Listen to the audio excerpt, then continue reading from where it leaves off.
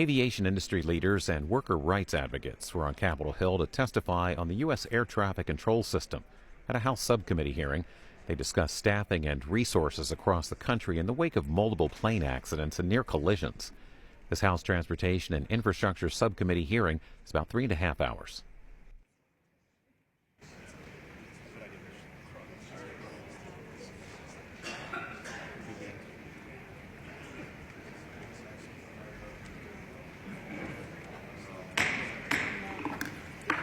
The Subcommittee on Aviation will come to order. I ask unanimous consent that the chairman be authorized to declare a recess at any time during today's hearing. Without objection, so ordered. I also ask unanimous consent that the members not on the subcommittee be permitted to sit with the subcommittee at today's hearing and ask questions.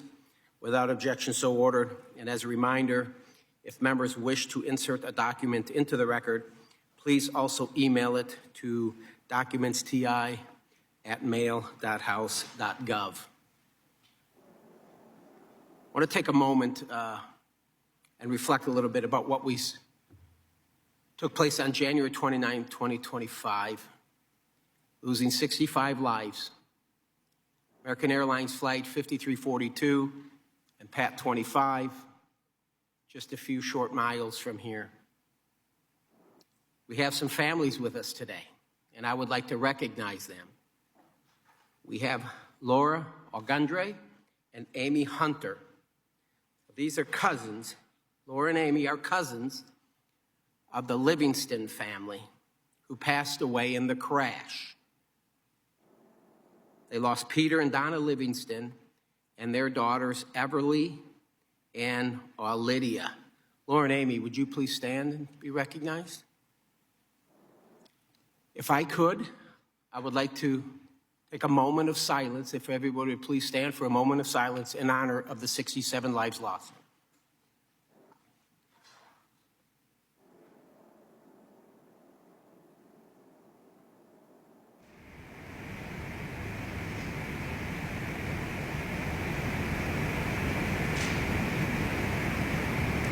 Thank you. You may be seated.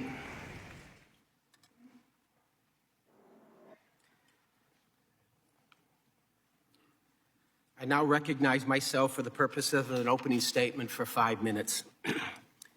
Good morning, and thank you to our panel of witnesses for being here today. Your testimony will no doubt provide valuable insight into today's critical discussion on air traffic control infrastructure and staffing. I want to be very clear.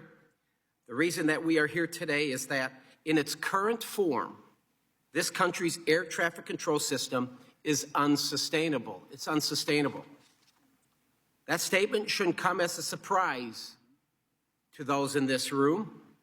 In fact, many of the panelists before us today have been ringing the alarm bell for decades on the need for ATC modernization, increased hiring of controllers, and stable funding streams for the FAA. Dating back to 1995, the Government Accountability Office, or the GAO, has classified the FAA's efforts to modernize our AT system as high risk. While efforts have been made to address this deep-rooted since the 90s, it's clear they have fallen short. I say that not to heap blame, but to make clear that we're not much closer to a solution than we were in 1995. We need to rewrite the previous playbook and begin digging out of the hole that we've found ourselves in. And this moment in time represents a unique opportunity for the members of this subcommittee and all aviation stakeholders to coalesce around a common goal: meaningful air traffic control modernization that will benefit the flying public and all users of the national airspace system. At the request of this subcommittee, GAO undertook a more recent study on the FAA's air traffic control system. Published just last year, the report noted the urgent need to modernize aging systems and found 51 of the agency's 138 ATC systems were unsustainable. That's roughly 37%. 54 of the agency's 138 AT systems were potentially unsustainable, roughly 39%. So look at this. 105 systems out of the 138 identified as unsustainable or potentially unsustainable, and 58 of those have critical operational impacts on the safety and efficiency of the national airspace. For a country that considers itself the gold standard in aviation safety, these numbers are unacceptable, and we must do better. While it is easy to lay blame at the feet of the FAA, and their project management is certainly not blameless, we also have to look at our own shortfalls. With a finite capital budget and unstable funding, the agency is forced into the impossible predicament of having to dedicate vast amounts of money on simply sustaining old and outdated systems, leaving little left over for the capital improvement projects.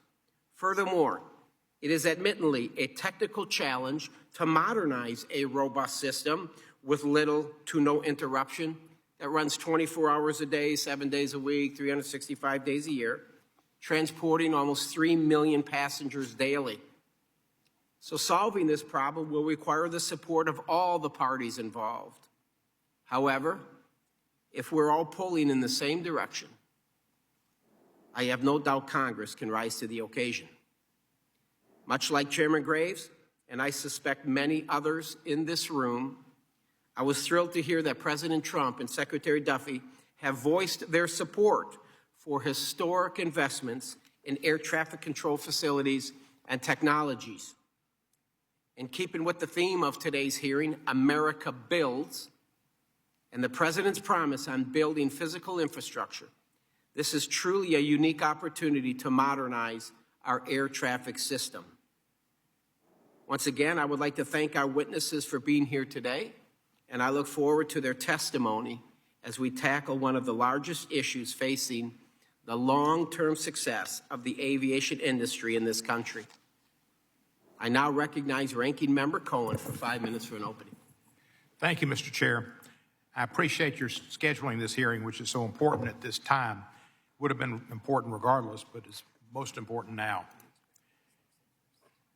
The full flying public deserves a strong, modern, and well-staffed air traffic control system, no question. Today, that system is under strain, and it's been under strain for some time. Under Democratic and Republican presidents, it's been bipartisan in its failure to address the problems. We don't have enough air traffic controllers and haven't for many, many years. Some of that goes back to President Reagan and firing air traffic controllers. I think there were 11,000 fired. And we don't have enough technicians maintaining critical infrastructure. The recent and tragic mid-air collision at DCA is just the latest grim reminder that safety cannot be taken for granted. We've seen too many close calls in this country, runway incursions, mid-air near misses, in addition to the other tragic accidents that should serve as a wake-up call. They're not just flukes, these accidents. They're symptoms of an overburdened system and a workforce stretched too thin. This committee was not asleep at the wheel. Last year, in a bipartisan bill led by Mr. Graves, Mr. Larson, the 2024 FAA Reauthorization Law took important steps toward improving safety and staffing. That law just needs to be followed, like all other laws and constitutional provisions need to be followed. It directs the FAA to maximize hiring from the agency's Air Traffic Control Academy and requires new staffing models for safety-critical personnel to ensure we meet future demands. It also strengthens oversight of safety inspectors and ensures the FAA has the resources necessary to provide and prevent near misses and runway incursions. While these new provisions are important, their implementation is even more critical, and it's just getting the administration to follow through. And that's why we welcome the announcement by Transportation Secretary Duffy to supercharge the hiring of air traffic controllers, including a 30% increase in starting salaries. However, instead of unleashing DOGE and Elon Musk's young cronies. This administration should follow through on the mandates that have been set by this committee and by this Congress. They are the law of the land. We cannot afford reckless disruptions in the dedicated safety workforce that keeps the system running. The Trump administration's unjustified firing of talented FAA employees, including NATCA and past members, the very professionals responsible for maintaining critical air traffic control equipment, their firing was a dangerous and unnecessary move. These firings have consequences, and one of them is diminished ability to ensure safety and reliable air traffic. Even worse, there are some that think we should hand over the FAA to a billionaire who's made so many mistakes in this DOGE program that he's shown he is imperfect. Imperfect more often than not. He has a history of disregarding safety protocols, and when called on it by the FAA and the previous administrator, he came back, tried to get the FAA administrator fired, and I believe that's why he resigned, because he said we needed to get rid of him. He also wanted to change regulations that the FAA has because it interfered with his SpaceX, that the last one ended up, they're sending one up tonight. Hopefully it won't land in the Gulf of Mexico like the last one did. Let me be clear, this is not the time for Elon Musk or anyone else to play fast and loose with aviation safety. The FAA is the aviation expert and an airspace regulator that exists to protect the flying public, not solely to serve at the whims of a private industry. We must reject any attempts to privatize air traffic control systems. We must focus on policies that actually strengthen our air traffic control system and have broad support among industry and labor. Congress has provided clear bipartisan instructions for strengthening aviation safety. These laws must be implemented and not ignored. As we will hear today, we must hire more controllers. We must ensure proper safe staffing for safety critical positions. We must never let political games or misguided corporate ambitions get in the way of keeping our airspace safe. And once again, I thank Chairman Graves and Ranking Member Larson for the outstanding work they led us in passing the bipartisan bill that just needs to be followed. I yield back the balance of my time. The gentleman yields. I now recognize the ranking member of the full committee, Mr. Larson. You have 5 minutes, or take all the time you want, sir. Got it. Thanks. Thank you, Chair Nels, for holding today's hearing to examine the ways that we can improve the air traffic control infrastructure and staffing. I want to thank the witnesses as well today for joining us, representing aviation labor, general aviation, the airlines, aviation experts. You're all playing a critical role in helping us understand how we can ensure the safety of the flying public. The tragic mid-air collision near the Washington National Airport, the incident at Chicago Midway Airport, and recent runway incursions prove a stark reality that the U.S. aviation system is incredibly strained. As this committee continues to keep the victims and the families, some of whom are here today, in our thoughts, it reminds me of the importance of the work that we're doing and what's at stake if we fail to address the challenges that continue to plague the National Airspace System, or the NAS. So nearly 1 year into implementation of the 2024 FAA Reauthorization Law and a few weeks into the new administration, this committee is at a critical juncture for U.S. aviation, as the administration is, I think, wasting valuable time and resources. We need to invest in safety enhancements now, enhancements to the FAA's aging ATC infrastructure. We have to grow and support our skilled aviation safety workforce. And we need to reject any administration action that undermines them or demoralizes them. We need these folks showing up to work every day, focused on their work, not on whether they're going to be able to go to work the next day. The overwhelming bipartisan 2024 FAA Reauthorization Law is a blueprint for these safety reforms that are needed to improve the ATC system. These solutions are well-reasoned. These solutions were hard-fought. These solutions present the best path forward towards improving the safety of the NAS. And the FAA's primary responsibility is to facilitate the safe operation of the NAS, which relies heavily on the expertise of the FAA's workforce. Whether it's air traffic controllers directing aircraft across the country, technical operations specialists installing advanced runway equipment at U.S. airports, or even program assistants who are supporting various teams at the agency, they all are critical in achieving the safety mission at the FAA.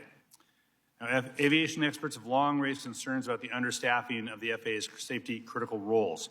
For instance, the independent NAS safety review team found that these workforce gaps, quote, further erode the margin of safety and increase risk, end quote. It's alarming then that at such a tenuous time for the U.S. aviation, the administration has decided to purge the FAA of employees, hundreds of them. These folks are not just a, quote, handful of junior hires, as some have callously claimed. They're talented individuals who've dedicated their lives to aviation safety and careers in service to their country. So, Mr. Chairman, I'd like to enter in the record, if you could, a letter from myself, Ranking Member Cohen, Ranking Member Connolly, and T&I Democratic colleagues to Secretary Duffy, and I'll have a chance to talk to Secretary this afternoon about this letter, demanding answers on these firings and the unproductive "what did you do last week" emails, and how the department will prevent these actions from jeopardizing aviation safety. Without objection. Thank you. The reauthorization law recognizes the importance of the safety workforce by requiring the agency to annually hire the maximum number of controllers from the ATC Training Academy, update the antiquated staffing models for controllers, safety inspectors, and other critical safety positions, and expand the agency's training resources. Now, I want to recognize the administration has taken positive steps, including last week, to accelerate controller hiring. But these efforts are going to be in vain if the indiscriminate firing of safety employees at the FAA continues. So the FAA's safety mission also depends on very complex ATC systems that provide navigation and surveillance services for more than 45,000 flights every day. However, many of these FAA's ATC facilities and equipment, or F&E, have exceeded their expected service life cycle, which is made worse by inadequate funding requests over several administrations for the FAA's F&E budget, a point the chairman has made eloquently in his opening statement. Despite increasing appropriations in recent years, the 2024 budgetary estimate shows that the FAA needs $4.5 billion for F&E, with that funding need quickly approaching $6 billion in a few years. So the nation's ATC infrastructure can no longer rely on archaic technology like floppy disk and aging radar systems to keep our skies safe. And that's why the 24 authorization directed the FAA to accelerate the replacement of outdated, insufficient, unsafe, or unstable legacy systems. The law also requires the FAA to prioritize the development of runway safety systems and innovative air traffic management technologies. The law lays out the policies the DOT can implement now to bolster our air traffic control system and help ensure our skies remain safe for the traveling public. I am open to new ideas to modernize the system. That's the primary reason we're all here today. But having consultants with no experience in the industry and clear conflicts of interest to tell us what we already know, what we already outlined in the law, is unhelpful. Show us your work, show us your results, and we'll judge the quality of it. Recently, a broad coalition of aviation stakeholders, some of whom are here today, released recommendations to modernize the ATC infrastructure. I look forward to hearing more about those details. Now, as this committee works to strengthen our ATC system, we all have to ensure that aviation safety is not dictated by special consultants, but it is dictated by experts in aviation safety. We can all agree the status quo of the NAS is not sustainable. We agree on that. That's why we wrote the FAA reauthorization law. That's why we put in basically the work plan for the FAA to deal with it. But we need to focus on our forward-looking consensus recommendations. So I'm pleased to see in a recent letter sent to this committee, the majority of the aviation industry are, quote, not pursuing privatization of the U.S. ATC services, rightly deeming it a distraction from needed investments and reforms. In the past, this committee has debated the issue of privatization, only to see it fail to even receive a vote on the House floor. All the while, critical progress on actually improving our ATC system was stalled or delayed.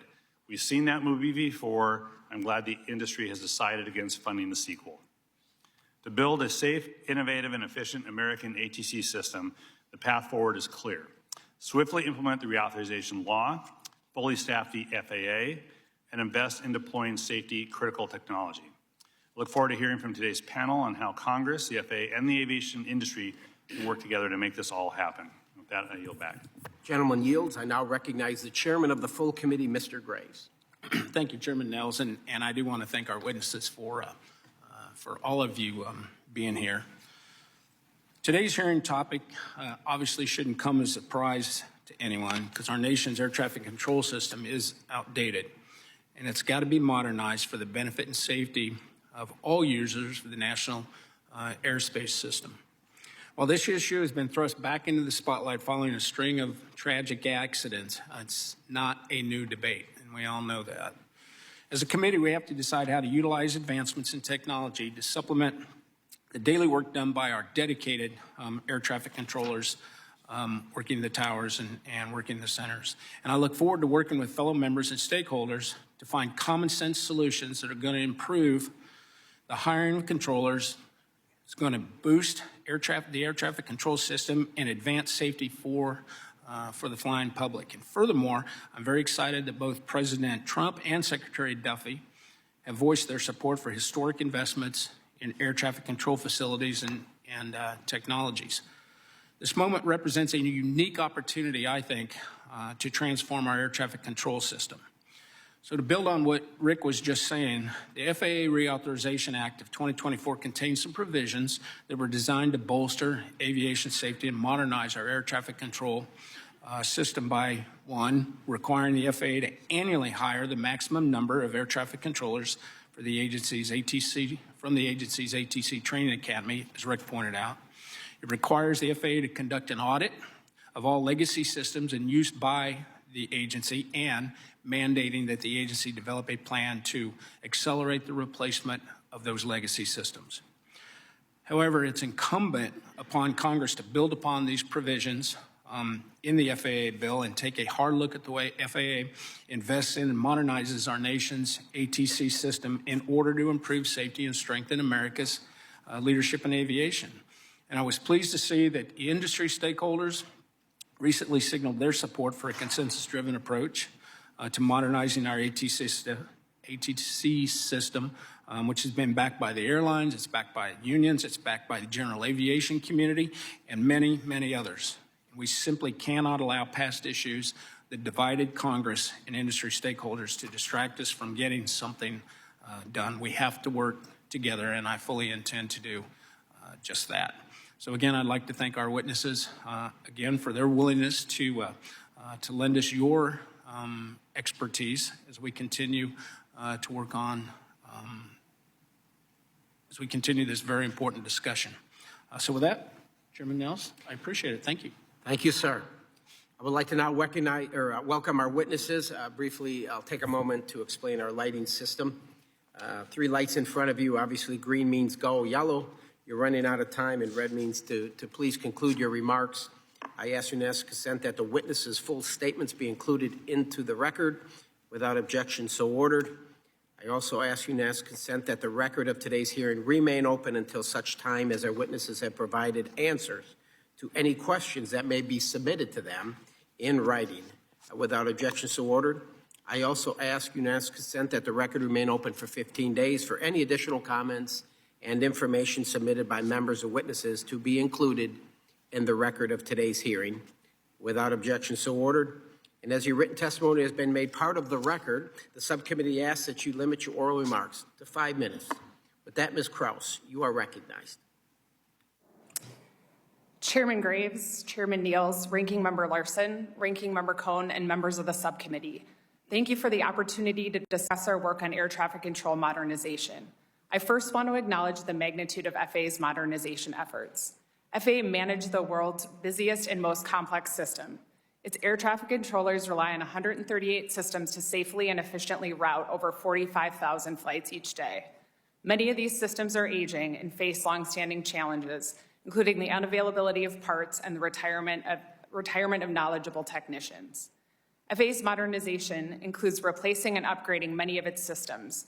It also involves bringing more functionality through the development of new systems and software. These efforts, when implemented, can help controllers better track, sequence, and manage flights, ensure more reliable communications with pilots, and provide more efficient flight routes while also enhancing safety. To help achieve results, FAA must coordinate with many program schedules and its overall efforts with a full range of aviation stakeholders. Buy-in from airlines is particularly important as they too must invest in new equipment. Along with these modernization efforts, FAA must ensure that today's system safely operates 24/7, 365 days a year. FAA has made progress implementing some aspects of its modernization efforts. For example, we reported that since 2018, FAA met or beat several key milestones, such as deploying enhanced surveillance technologies at planned towers and airports. While some progress has been made, we have identified several critical issues facing FAA's efforts and areas where better management and oversight is needed. For example, a major issue has been the slow pace of FAA's efforts. FAA's 2023 operational risk assessment of its ATC systems revealed that 75% of the 138 systems are unsustainable or potentially unsustainable. Many of these systems have critical operational impacts on airspace safety and efficiency. Yet our 2024 work found that of the dozens of systems we examined, FAA took on average more than 4 years to establish cost, schedule, and performance baselines for these investments. And FAA provides limited oversight of investments prior to establishing a baseline. After establishing a baseline, these investments take years to complete. For the 9 investments that we looked at that had established a baseline, FAA plans to take, on average, almost 13 years to complete them. In addition, FAA did not have ongoing investments associated with 4 systems critical for safety and efficiency. In each of the 4 critical next-gen program areas we examined in 2023, FAA missed at least one and sometimes a number of its major milestones. FAA missed some by months, others by years. For example, FAA missed a 2021 milestone for deploying initial digital communication services to all 20 facilities that serve en route flights. FAA more recently anticipated completion by May 2025. FAA's management and oversight of risks also needs attention. In particular, we found that FAA's Acquisition Oversight Council did not consistently monitor high risks and provided limited oversight of ATC system investments. And counter to FAA policy, it didn't ensure investments delivered functionality in manageable segments. For its overall next-gen program, we found FAA had not developed a detailed risk mitigation plan. Such a plan would identify and prioritize high risks, include a range of mitigation approaches, and explain why a particular mitigation was selected. We have recommended urgent action by FAA to fix these critical issues. These include developing systems in manageable segments, establishing cost and schedule baselines in an expeditious manner, strengthening oversight of investments, systematically assessing and addressing risks, and ensuring the agency and Congress has a clear picture of costs. FAA generally concurred with our recommendation and has begun to act on them. Quick and continued action is needed to accelerate FAA's delivery of modernization investments. In turn, such action can help FAA minimize risks associated with legacy systems. In addressing these critical issues and implementing the related provisions in the FAA Reauthorization Act will be critical as traffic volume and complexity of the airspace increases. Congress's call for FAA to lead the way towards what could be a smarter, more agile, and information-centric ATC system will also go a long way towards addressing these challenges. This concludes my statement. I look forward to answering your questions. Thank you, Ms. Kraus. Mr. Callio, you are recognized. Good morning, Chairman Nellis, Ranking Member Cohen, and other members of the subcommittee, and of course, Chairman Graves and Ranking Member Larson.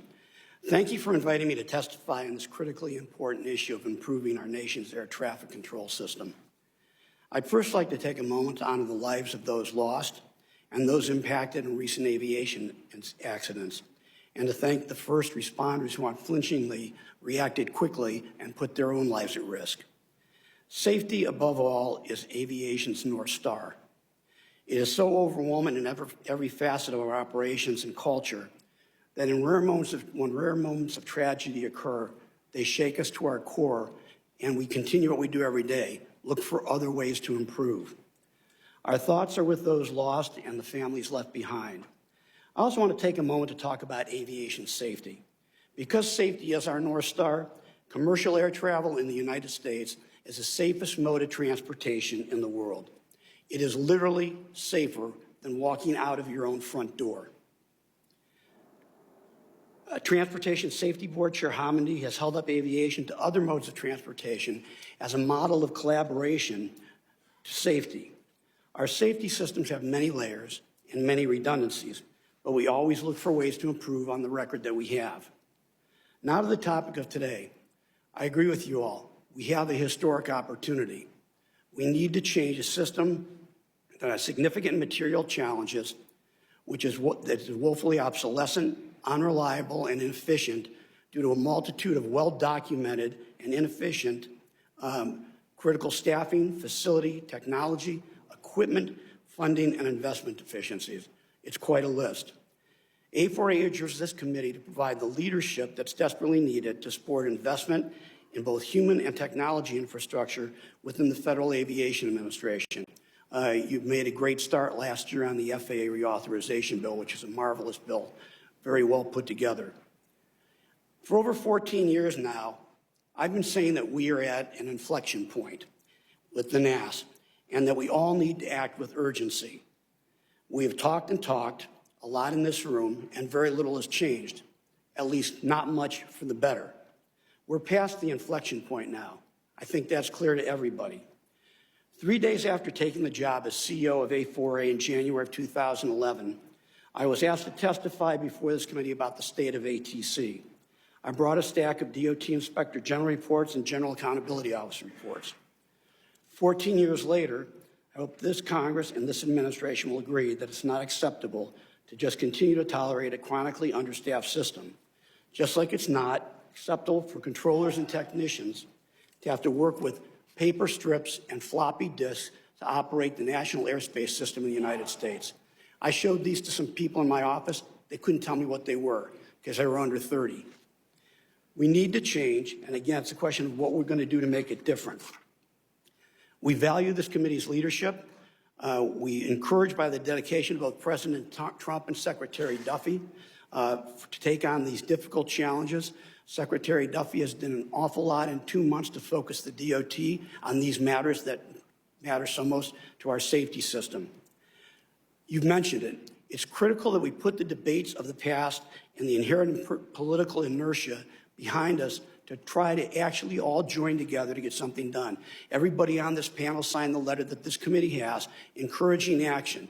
We want action, not political debate. It's not a partisan or jurisdictional issue. So while A4A's detailed recommendations are attached to our written statement, along with the broader list of the coalition's recommendations, what we need to accomplish boils down to getting an emergency funding proposal signed into law that will ensure enough skilled people, controllers and technicians, to work. Expansion of Oklahoma City. The resumption of the college training initiative, which was taken away in 2014, in which the private sector can get involved and can put a surge in that pipeline of controllers that's geographically diverse and not subject to government shutdown. A plan to ensure that they can procure modern technology while divesting the old. Take advantage of the procurement authority they were given in 1995 by the Congress. A long-term fix to the budgeting process that will allow the FAA to plan long-term capital projects. Look, we know there are no silver linings to this tragedy. We know there are no silver bullets, but we have to start somewhere, and we have to take an urgency to it every single day.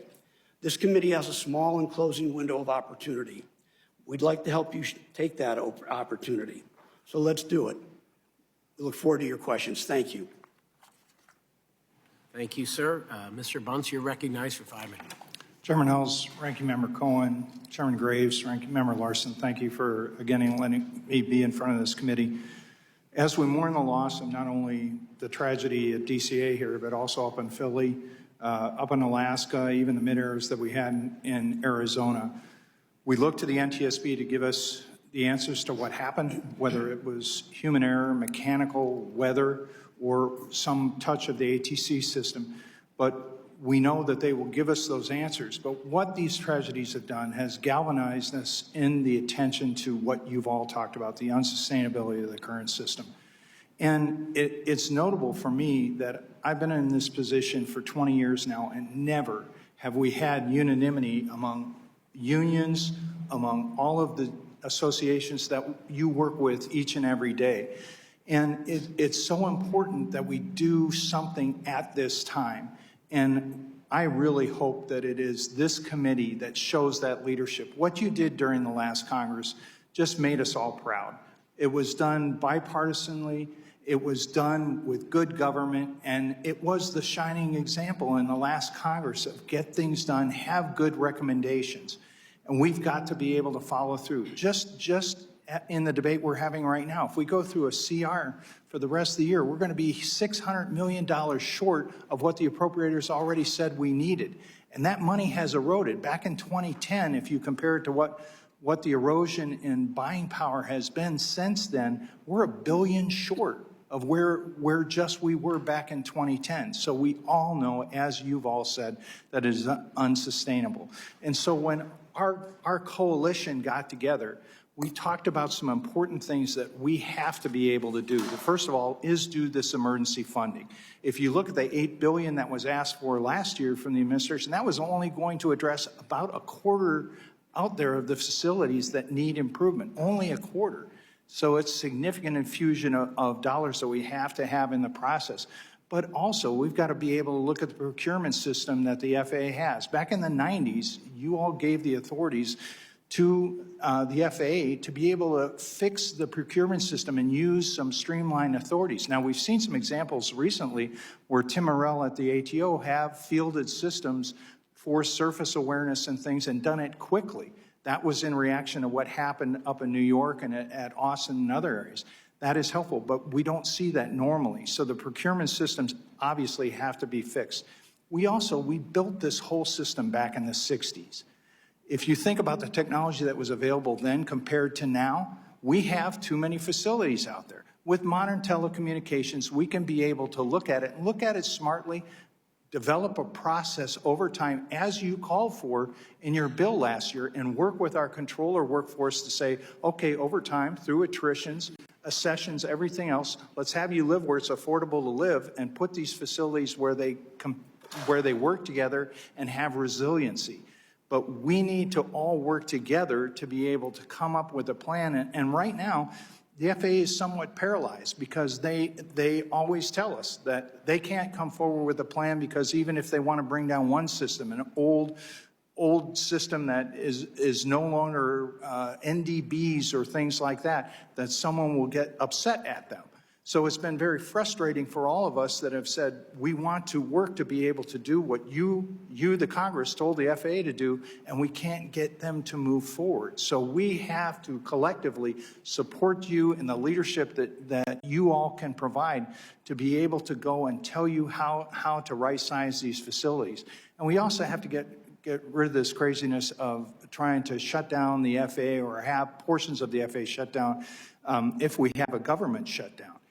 We obviously have our controllers that are forced to work without pay, but if we look at this, people don't realize that when the FAA starts to prepare for a shutdown, it causes perturbations to the whole system in their preparation, which they're already starting to do in the case that we will shut down next week, and then it takes weeks and sometimes months even to reconstitute.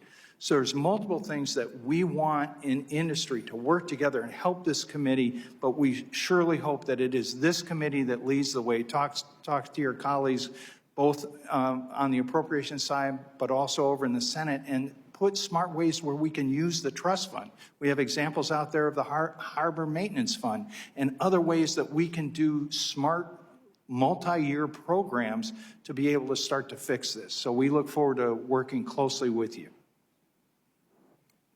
Thank you, Mr. Bunce. Mr. Daniels, you're recognized. Good morning, Chairman Nels, Ranking Member Cohen, Chairman Graves, Ranking Member Larson, and other members of the committee. Thank you for the opportunity to testify before you on this important subject. My name is Nick Daniels, and I am the president of the National Air Traffic Controllers Association, named as NACA. And I'm a proud air traffic controller for the last 21 years as a civilian air traffic controller, 19 years at Fort Worth, Texas Air Route Traffic Control Center, and 2 years at Dallas Addison Tower. I also proudly served as a sergeant in the United States Marine Corps with 5 years as a tower and radar air traffic controller. I want to start by saying that NACA grieves for the families, friends, and communities that were devastated by the aviation accident on January 29th at Washington National Airport. We remain steadfast in our commitment to work with all federal agencies investigating that accident.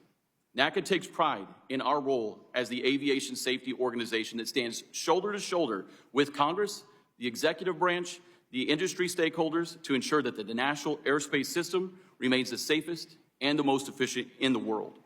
We always seek to be part of the solution and look forward to working with Congress and the administration to address the challenges we face today and in the future. NACA's subject matter experts play a critical role in safety, training, and modernization of the national airspace system. It is essential that NACA is able to collaborate with Secretary Duffy, Acting FAA Administrator Rocheleau, members of Congress, along with the industry stakeholders on this pivotal subject. The 10,800 dedicated American air traffic controllers, though 3,600 short of what's needed, along with other aviation safety professionals that we represent throughout the FAA, Department of Defense, and Federal Contract Tower program, are vital to the United States economy. We ensure the safe and efficient movement of millions of passengers and tons of cargo through our dynamic airspace each day. We would like to thank this committee for passing the FAA Reauthorization Act of 2024 with overwhelming bipartisan support. The law includes many critical provisions on hiring, training, and staffing, including maximum hiring for air traffic controllers for the duration of the bill. The foundation of the air traffic control system is the hard-working men and women. The National Airspace System requires a sufficient number of fully certified air traffic controllers to meet the FAA's operational, statutory, and contractual requirements. This includes modernizing procedures, equipment, and facilities, and integrating the next wave of aviation users through unmanned aerial vehicles and more. We are concerned that these staffing and training advances could be disrupted by a government shutdown later this month. Several years ago, when the government shut down for 35 days, the FAA was required to close its training academy and missed its original hiring target by over 500 trainees. Government shutdowns also disrupt or halt the modernization programs, which can take months to restart. Congress has consistently provided the FAA with the resources it requests through the authorization of top-line numbers and the annual appropriations process. However, the FAA has historically requested too little funding, and we now have a significant backlog of system and facility sustainment and replacement. Many FAA facilities have exceeded their expected life cycles. When major system fails, it can lead to air traffic delays. The United States and the American people deserve the best facilities and equipment so we can provide the safest travel possible. As an example, the FAA's 21 air route traffic control centers were built in the 1960s. Fort Worth, Seattle, Kansas City, Memphis, and Indianapolis, to name a few. They're between 59 and 64 years old. The tower and radar facilities also require attention. The average FAA-operated tower is 36 years old. To sustain many of these legacy systems, as well as to enhance and deploy critical safety and modernization programs, the FAA projects it will need $6 billion annually for its facilities and equipment account. To be clear, we have experienced success. Last year, the agency and NACA were able to fast-track the deployment of the Surface Awareness Initiative, a tool that will help controllers mitigate the risks of wrong surface landings and runway incursions. Now, we needed to deploy it to other air traffic facilities. NACA's continued involvement as a productive and collaborative partner will ensure that the FAA continues to deliver on these initiatives to industry stakeholders and the flying public on time and at cost savings to the American taxpayers. Recently, Transportation Secretary Sean Duffy stated he wanted to ensure that only the best and brightest serve as air traffic controllers. NACA wholeheartedly agrees and is committing to working with Congress and the administration to incentivize the recruitment and training of the next generation of air traffic controllers. I look forward to your questions. Thank you, Mr. Daniels. Mr. Spero, you're recognized. Chairman Nelson, Ranking Member Cohen, Committee Chair Graves, Ranking Member Larson, and subcommittee members, thank you for inviting me to testify on behalf of PASS. My name is Dave Spero. I am the president of the Professional Aviation Safety Specialists. PASS represents approximately 11,000 FAA and DoD employees throughout the United States and abroad. Among these employees are airway transportation system specialists and aviation safety inspectors. PASS members work to ensure the safety and efficiency of the nation's aviation system. Before I talk about the critical work they do, I must address the turmoil being directed towards the federal workforce. PASS is concerned by the confusing messages from the administration regarding deferred resignations, terminating probationary employees without cause, and efforts to purge the federal workforce. Military veterans have been fired, as have employees who have spent years with a contractor doing the same work before being recruited by the FAA. PASS believes all these employees support the safe operation of the national aerospace system. haphazardly eliminating positions and encouraging resignations are having a demoralizing effect on the workforce.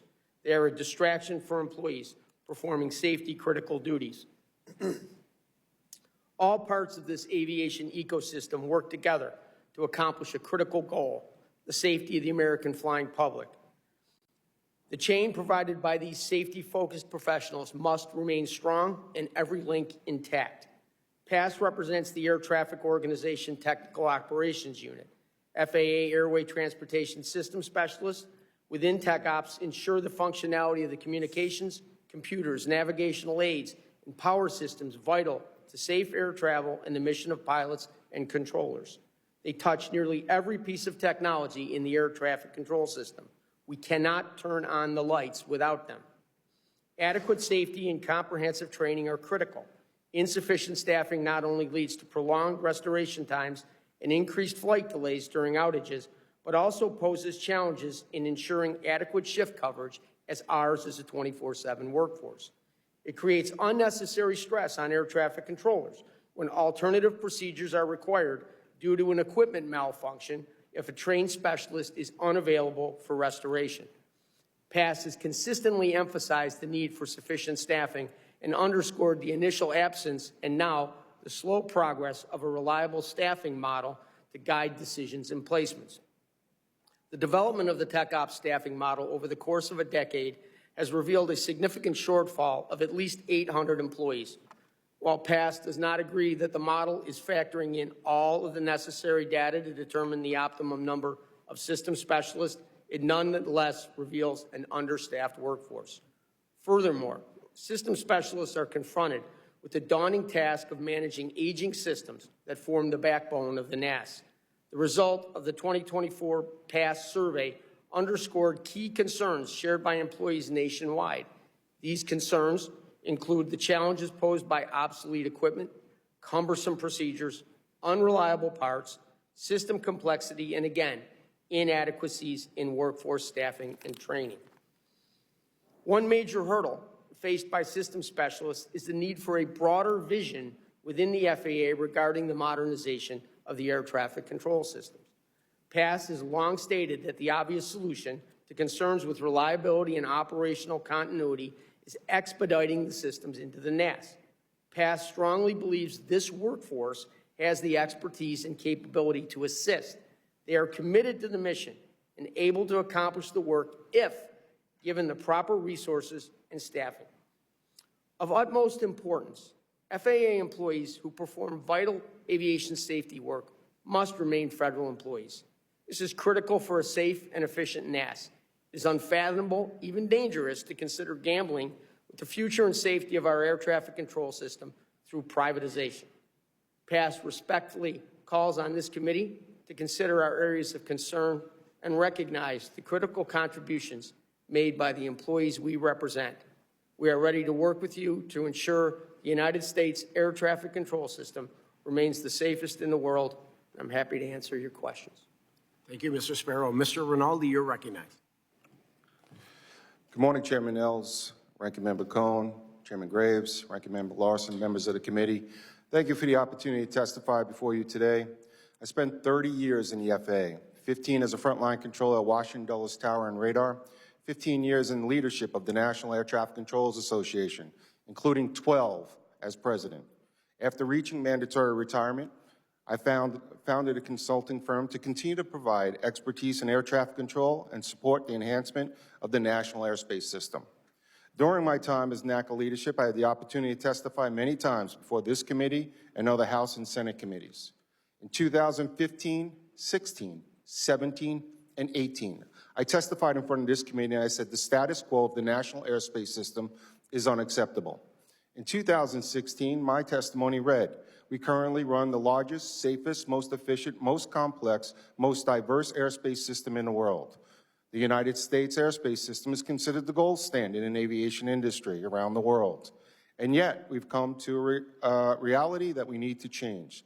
Globalization, innovation, and driving dramatic changes in aviation industry, our current structure cannot keep up. The status quo is unacceptable. Let's not wait for the unthinkable to happen for us to act. That was in 2016. Here, unfortunately, in 2025, the United States airspace system is no longer considered the gold standard around the world. Several critical issues contribute to this: our aging infrastructure, our outdated technology, our staffing shortage, a broken hiring and training process. These things have been concerns for decades. Since the start of fiscal year 2018, the FAA has experienced 3 shutdowns and 29 additional threats of shutdowns, with another one on the horizon next week. Decades of shutdowns and funding uncertainty has left our system antiquated. A GAO report in 2024 reported 58 critical systems within the National Airspace System are either unsustainable or potentially unsustainable and posing risks to the airspace. This stems from the FAA's broken acquisition management system.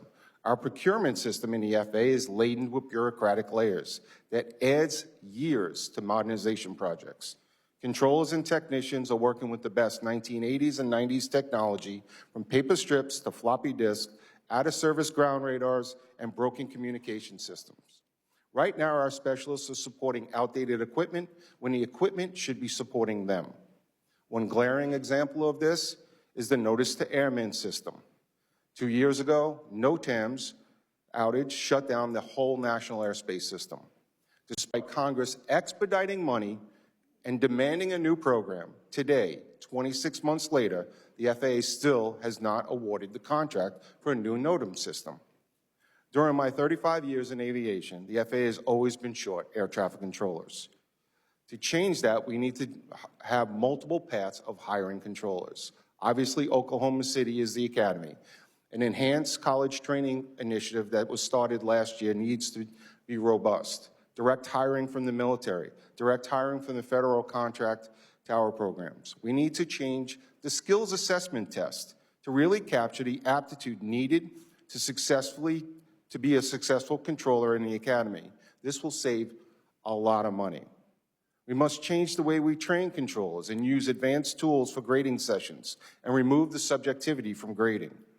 We've been watching our system in a downward spiral for 2 decades. Tragically, on January 29th, the unthinkable did happen. A mid-air collision at Washington National Airport over the Potomac River between a Black Hawk helicopter and a regional jet landing on runway 33. Sadly, 67 people lost their lives, including 3 service members. As someone who spends an awful lot of time in ice rinks in Northern Virginia, I've had the opportunity to see the memorials in each rink, these young figure skaters, the coaches, the family members. It's absolutely heartbreaking. They will never be able to be on the podium and receive the gold medal again. We've had several warnings at Washington National Airport. This did not have to happen. Aviation safety is a journey, not a destination. We must beat back the complacency in our system every day and not rest on good enough when we have lives at stake. In closing, we are not the gold standard in aviation anymore. We're not even on the world's podium. We have the best airlines, best pilots, best controllers, best safety professionals. I urge this committee to take necessary steps, whether it's through policy, funding, regulation support, to ensure that this nation regains the gold in the world aviation arena. Thank you for your time. Thank you all for your testimony. We will now turn to questions from the panel. I now recognize the ranking member, Mr. Cohen, for 5 minutes. Thank you, Mr. Chair, and I appreciate the witnesses' testimonies, and I didn't mention earlier, I appreciate the visitors we have today. I'm sorry about the circumstances. Terrible. Thank you for being here.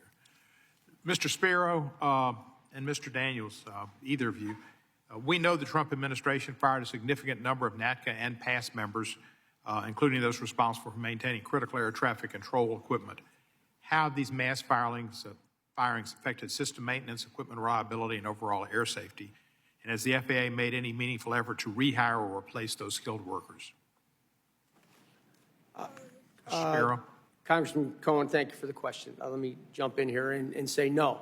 As far as we know, only about 3 employees of the 132 that we represent that were terminated have been restored. With regard to the rest of them, I'm not aware of any efforts whatsoever to bring any of them back. And why were those 3 brought back? They were instrument legal examiners at their registry in Oklahoma City, and I believe based on the number of them that were removed and their skill set they brought to the table, it was going to start to cause a backlog there when it comes to when it comes to aircraft registration. Thank you, sir. Mr. Daniels. Ranking Member Cohen, thank you for the question. For air traffic controllers, there were no air traffic controllers removed in those firings, but we do have other aviation safety professionals that we represent. We believe them to all be essential. We continue to evaluate the impacts to safety, and we will make sure that we raise them through this committee as appropriate as they're identified. And do you find that the past members that were fired are also essential for the FAA and for the air traffic controllers? The air traffic controllers absolutely rely on any person that supports the system day in and day out. Thank you, sir. Mr. Spero, another question. We've seen calls to privatize aspects of the FAA and suggestions that Elon Musk or someone like him, not that there's anybody like him, he's so grand and amazing and powerful and brilliant and rich, should have influence over the agency's operations. Does PASS support privatization of the air traffic control system, or should we instead focus on fully implementing the reforms in the 2024 FAA Reauthorization Law? Thank you for the question, Congressman. So the problems right now are predictable funding, long-term planning, faster deployment. Those are the issues that need to be addressed. Privatization is not a solution to those problems. Better funding, finding ways to expedite systems in the field, making sure that we can plan long-term, not have government shutdowns. Those are the solutions to the problems, not privatization. Thank you, sir. Mr. Daniels, let me ask you, Ms. Krause, Elon Musk Starlink has been proposed as a solution for improving aviation communications, suggested by him and some people at Virginia Flecht, and internet access for aircraft, potentially overriding an existing contract with Verizon. In your experience, does the FAA have strategies to evaluate and regulate the use of systems like Starlink for critical air traffic controls, communications, and what safeguards must be in place to ensure reliability and cybersecurity? I'm aware of the discussions around that issue. We haven't looked specifically at that question that you're raising. Does anybody else have a thought about that? Verizon's contract? Mr. Daniels? Regardless of who's awarded the contract, NACA stands in the firm support of remaining involved in any productive or being a collaborative partner in developing and testing and implementing any new technologies, ensuring that they meet the safety standards that are set, the security standards are set, but anyone who awards the contract, that would be a question for the FAA and DOT. Mr. Cohen, several of us serve on the Next Gen Advisory Committee, and we were briefed about a month and a half ago just with the old voice switch that has to be replaced. There was a replacement plan. It had to be accelerated because of the obsolescence, and so the telcos are charging the FAA quite a bit of money, which is a further drain from their accounts to be able to maintain this antiquated system.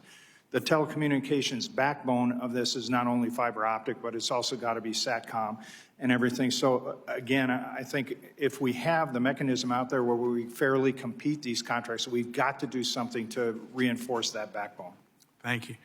Mr. Daniels, Mr. Spero, you each represent employees who were fired. Have any of the folks in your unions told you that they had contact with the Musk Doge team and that they thought they acted professionally or knew what the hell they were doing? Congressman, thank you again for the question. No, none of our members that were removed in the probationary status. No, but anybody that so they weren't even they weren't asked about, do you need these people? Do you need this? Do you need X? We are not aware that there was any contact with any of those probationary employees. Thank you. Mr. Spero? Congressman, no. On Valentine's Day at 11:30, people were getting emails saying they were terminated without any notice, without any cause, no discussions with us with regard to who was essential, who wasn't needed, who was unnecessary, nothing. Valentine's Day. The lady in red, was she in Oklahoma City too? I believe so, sir. Thank you, sir. I yield back. Gentleman yields. I now recognize Mr. Larson for 5 minutes. Go ahead. Thank you, Mr. Chair. I'm getting some surprises because this happened last week too. I was given a chance to cut in line. I didn't ask, so I wonder if something's up. So, but thank you very much, Chairman Nels. First for Ms. Krause. So the reauthorization law directs the FAA to accelerate the replacement or enhancement and going through your of outdated systems. Did you set a priority in your analysis of which systems might be best? I know there's sustainable, not sustainable, and so on, but even within that mix, is there a top 5 list that you think that has to get done for whatever reason? Yeah, I mean, I think, when we looked at, the information we have is based on the 2023 operational risk assessment that FAA was doing. I think they were in the process of updating that this year. I think it would be good to get updated information on where things are at and kind of what plans and investments are in place when it comes to some of those unsustainable systems. That's why we recommended in our report that it's important. The provision in the law is good, and to take another closer look at the legacy systems, but to get information to the Congress sooner about what systems are unsustainable and what are the steps they're taking to mitigate those risks. So I mean, I am trying to hit home partly the idea that there is a to-do list. There is systems have been identified. There is a to-do list. We just got to get it done. Yeah, I mean, they have, they do have systems that have investments associated with them in terms of, but we did find some areas where they, 4 of the programs did not, that were critical to safety and efficiency, did not yet have modernization programs or investments identified. So again, that's why it's really important that FAA use that operational risk assessment to help inform Congress of how risks are being mitigated with those systems. Right. Mr. Spero, I have a very, all analogies are imperfect. This one's kind of imperfect, but I'm thinking of a construction company gets a contract and they're resurfacing a bit of the road, and they have safety flaggers on each end to be sure that the work environment is done safely, the work is done safely. So what if we just focused on that safety critical mission and all we had was flaggers to keep things safe, but the folks who are doing the construction aren't necessary because they're not related, it's not related to the safety mission. It doesn't make a lot of sense to do that, right? You need everybody there. So my analogy then is this idea of what happened to I think they're called the program assistants or the past members who are in support of those who are in direct safety missions, but those folks can't do their safety mission without the work of these program assistants. Is that, again, an imperfect analogy, but some of these folks are probationary and got fired, and now there's no one to do that program assisting job to support the safety mission, so someone's got to do it, presumably the people who are supposed to do the safety mission. That's correct, sir. I appreciate the question. So there's an old saying that the job isn't done until the paperwork is finished. Sort of how this works. Everybody has a role to play to make sure that our frontline workers can do the work they need to. The aviation safety inspectors, the airway transportation system specialists, those are the folks that are right there touching the national airspace system. But everything they do is supported by management and program assistants, by maintenance mechanics. We have aeronautical information specialists who create charts and maps, identify obstacles. They've been terminated without cause with many years of experience. So there are 7 or 8 different job series of folks who do work that now these frontline workers have to stop doing what they're doing on the front line and do that work where that hole has been left. So the effort here has been to fire people, but not necessarily get rid of the work that had to get done anyway. That's correct. No assessment had been done to make a determination as to how this impacted aviation safety. And what we've done without actually noticing it is baked risk into the system. Now we have effectively downstaffed that aviation safety inspector workforce, that airway transportation specialist workforce, by causing them to go and have to do other things. Thank you. Mr. Daniels, just in the brief time I have left, you mentioned, but could you just underline what will happen if there's a government shutdown specifically with your workforce? We would have a shutdown of the Oklahoma City Academy. Air traffic controllers wouldn't be paid. Programs in modernization would halt, would take months to restart. We would likely lose anywhere between 100 to upwards of 500 trainees throughout that given period that it was the shutdown. Thank you. I'll yield back. Thank you, Ranking Member. I now recognize Mr. Massey. Thank you, Mr. Chairman. I want to direct everybody's attention to a video that we're going to play here. And we're just going to play about 10 or 15 seconds of this.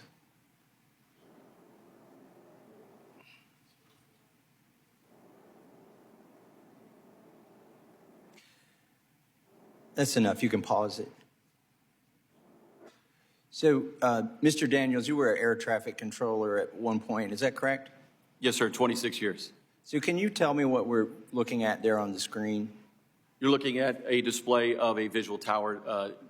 We call it the STARS scope. It's what they're looking at. It's what they're referencing for traffic in and around the area.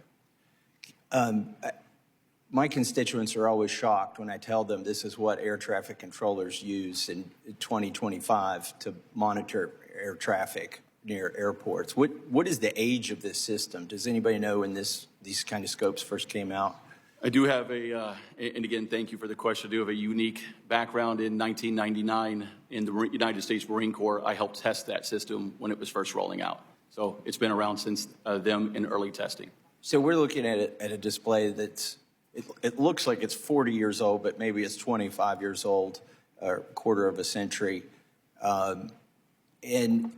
I know there's a desire not to complicate the screen, not to put too much information on there for air traffic controllers to distract them. And I know they're probably extremely proficient at using this information at deconflicting air traffic. But it just, anybody who looks at this screen and wonders how is this 2025 and this is the state of the art for air traffic control in the United States of America is really perplexed in my mind, or in my experience.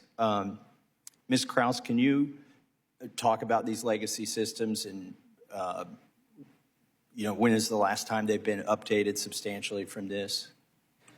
Yeah, I mean, I think, as we point out in our report and in my statement, there's about a third of the systems that are deemed unsustainable. So that means that they have challenges with finding spare parts, expertise, retirement of technicians that can help maintain these systems, as well as some could run into funding issues as well. I think whenever you're looking at modernization, you have to assess a couple of different areas, like whether a system needs modernizing, what are the costs, what are the risks, what's the criticality, what's the system performance. And so certainly we are seeing an aging ATC system and a need to make sure FAA is addressing those unsustainable systems. When we unfortunately have to go back and review video and audio from situations that happen, like this recent crash, it seems like the audio is sometimes just barely intelligible when we get to listen to it. Is this the case? I mean, why is there static? Why is it hard to understand the communications between air traffic control and the plane sometimes? Is that an artifact of the recording device, or is that actually what they're hearing when they're talking to each other? Anybody feel free to answer that. Congressman, I'll start out by saying, again, thank you for the question. Quite often it is as garbled as you hear. Multiple aircraft on multiple frequencies. We continue to work with any persons or any contractors to improve it, but there are many occasions where we use standardized phraseology for those very moments. We know what the pilot's going to say.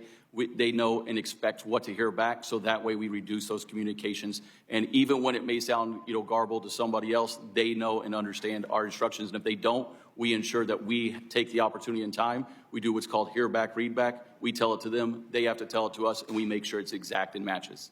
In the recent collision at DCA, there was some question as to whether the helicopter actually heard one of the last instructions to it when we replayed it. What can we do to improve?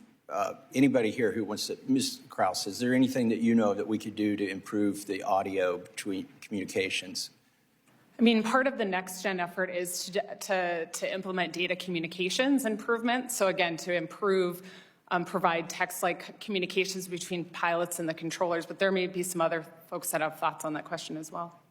Congressman Massey, when we fly, to have this digital capability is a true force enhancer, because if the number of misreads out there is truly significant. The controllers are talking on multiple frequencies, sometimes just directly to you, but then they're broadcasting, what is the ride at this altitude, but also very specific information.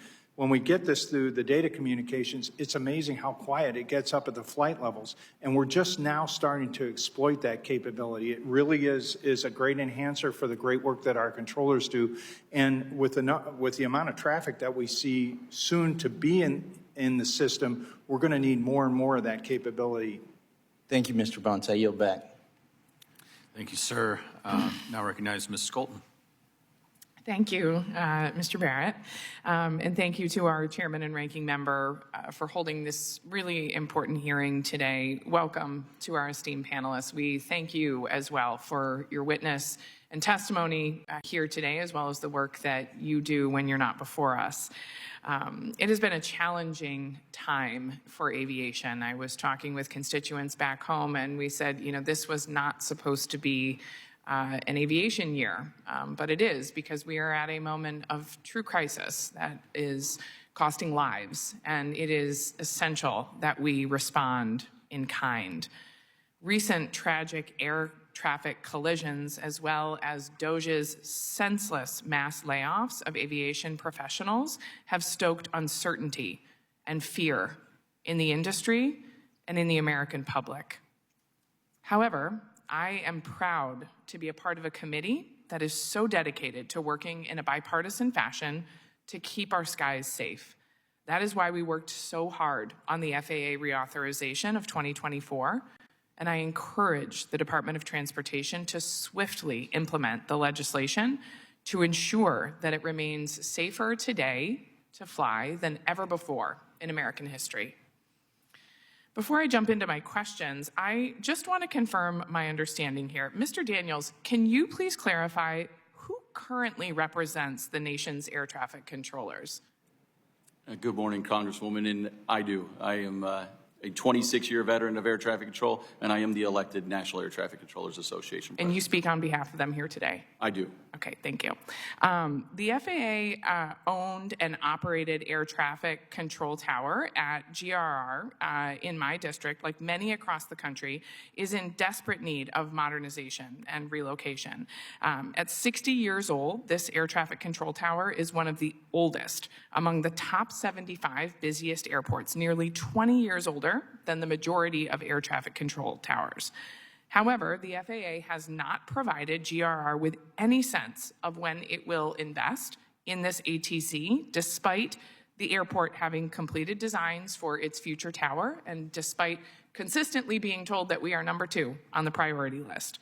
Mr. Callio, with the FAA having approximately $5.2 billion in a sustainment backlog for aviation facilities and systems, can you please speak to how greater congressional investment in the FAA's facility and equipment account would maintain and modernize ATC throughout the U.S. to keep our aviation professionals and air travelers safe? That was you. Sorry about that. There's a variety of ways. First of all, we talked a little earlier about, in 1995, Congress gave the FAA procurement authority.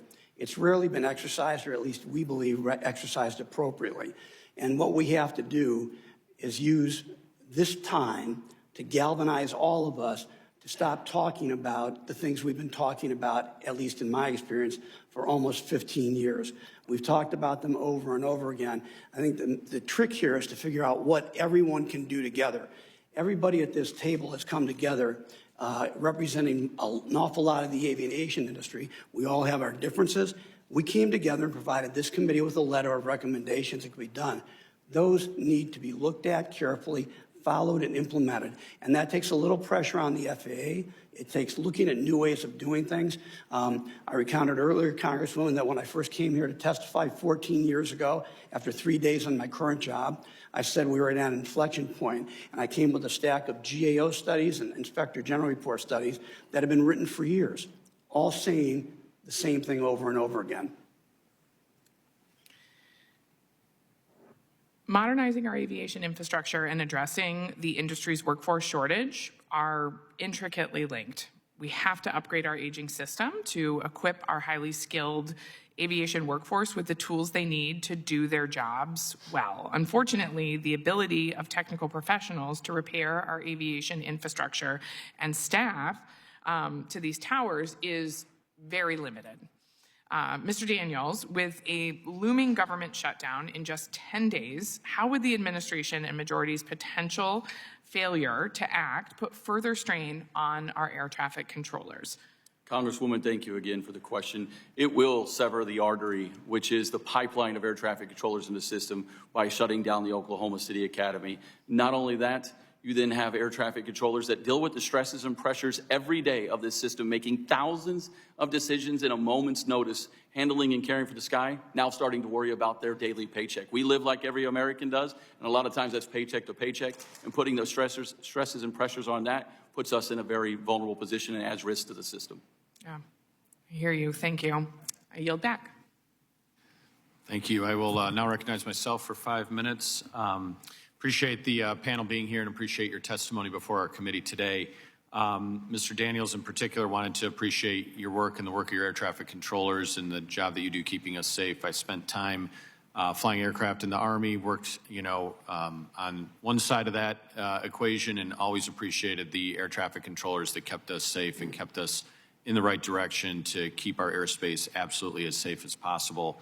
I know that Mr. Massey had that graphic up on display, and I don't know if we can bring up just that screenshot that we left off on or not, if that would be difficult, but you could see in there the two icons representing the two aircraft. It said CA, and that was flashing on that screen. I was hoping you could give us a little bit of insight. Is that a collision alert? Is that what was being flagged for the controller at that moment? Congressman, good morning to you. Yes, while I can't speak to specifics on the incident because we are a party to the NTSB investigation going on, that CA does stand for a conflict alert. Okay. And I fully appreciate we are not the NTSB. This is a legislative committee hearing. But as we understand that, can you walk me through a little bit about what that would look like, how frequent that is, and whether or not it is so often, in your experience, not specific to this incident, but in your experience, is that alert something that is so frequent that it can become cluttered for the workload for the air traffic controllers? Thank you, Congressman. Yes, many different airports have many complexities to them. Some of them are involved in areas where that goes off consistently and continuously. Look no further than Burbank Tower. When you go out there, there is always some level of a general aviation or a final going over the top of another airport with aircraft that were not working. So they can become nuisance alerts. We do have local safety committees that evaluate those alerts, engage, and find ways to ensure the safety of the flying public. Okay.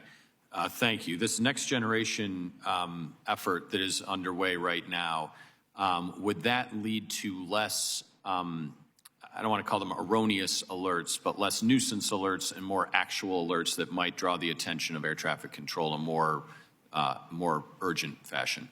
Congressman, we embrace any new technologies that bring controllers awareness, enhances safety, and as long as we actually work with those persons creating and designing so we don't waste the taxpayers' money when bringing us a product that actually doesn't suit our needs. Okay. Would the ADSB full integration assist with that or not? Congressman, as far as the technical expertise on the ADSB portions of it, I would have to get back to you seeing what the impacts would it be in the context that you're putting it in. Okay. Thank you. And then Mr. Spero, a question for you. Can you walk us through a little bit of the TCAS system, how that works? And I know it's cockpit to cockpit and, maybe the safety track record on that and some of what that has involved. Thank you for the question, Congressman. So TCAS is not a system that our technicians maintain. That's something that the airlines handle themselves. Okay. Does anybody on the panel have expertise with TCAS at all that can opine on that? Well, sir, as you know, as an aviator, we've got multiple systems that are out there. The TCAS, though, in this case, it does get disinhibited or is not enabled when you get close to the ground. And that's why ADSB gives you a capability to be able to have awareness of altitude, especially, we looked at that video there. That's the two-dimensional depiction.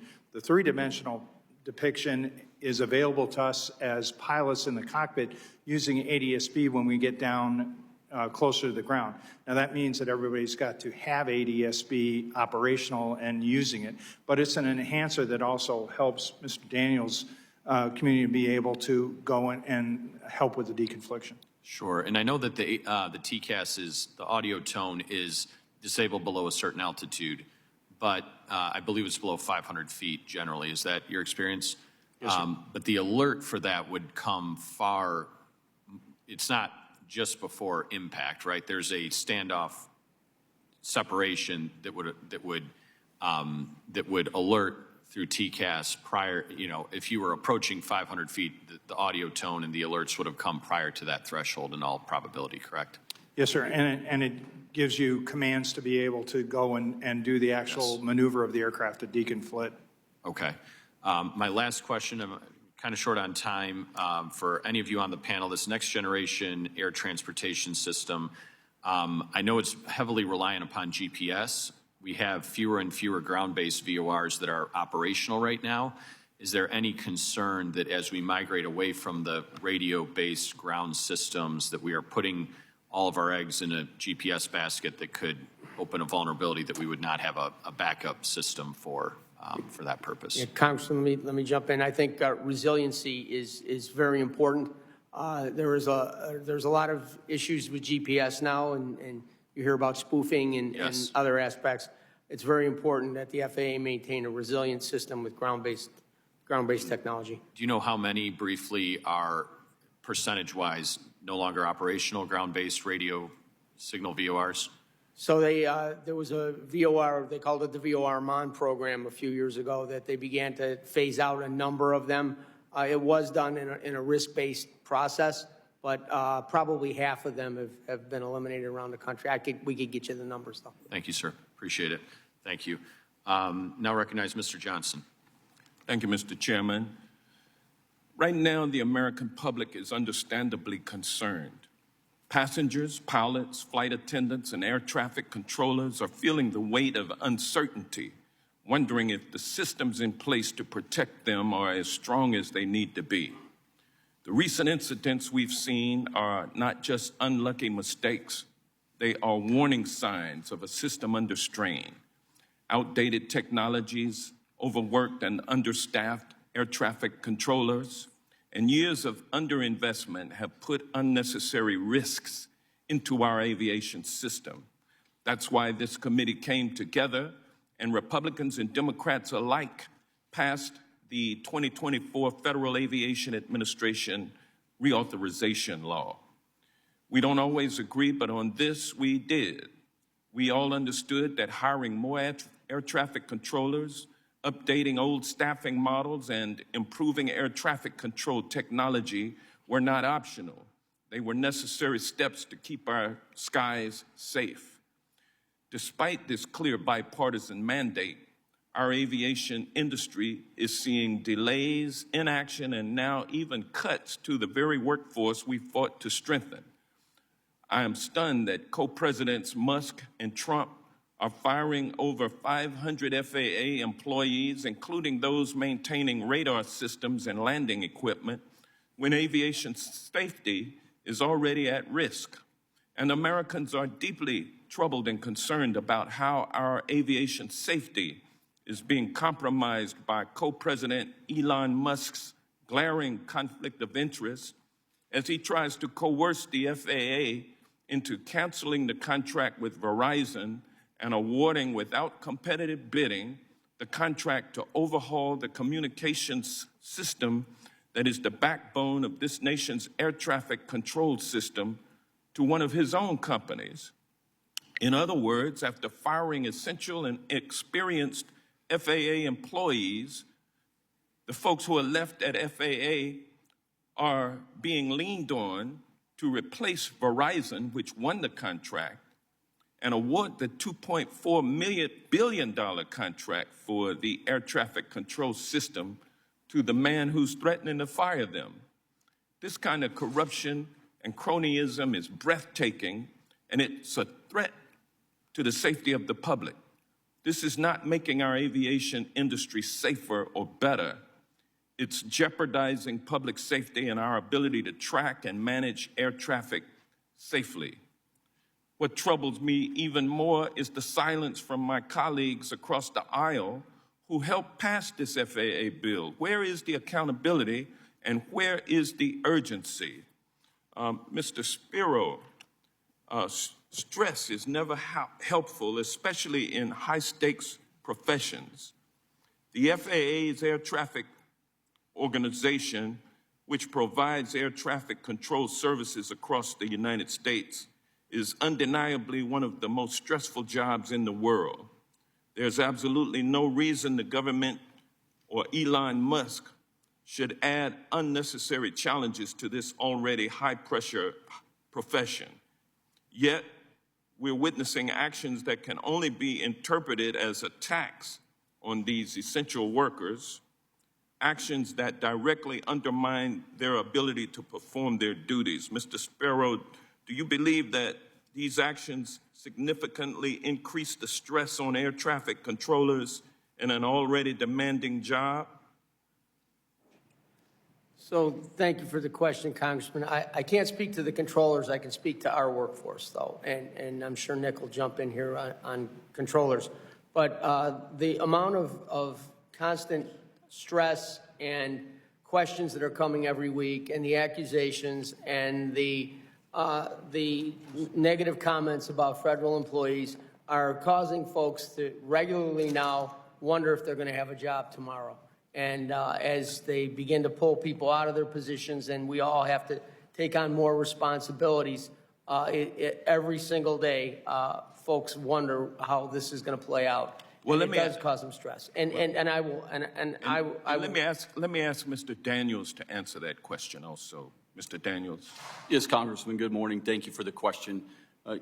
Air traffic controllers deal and have to manage with stress day in and day out. Anything that adds to that, any uncertainty, is what brings an added risk that has to be evaluated into the system. NACA remains absolutely committed to working on any and all new technologies as long as we are part of that process, a collaborative partner in it, in not only the implementing of it, but also the testing and the development. And we want to ensure the safe standards and the security of it. And that happened with Verizon, but it has not happened with Elon Musk, has it?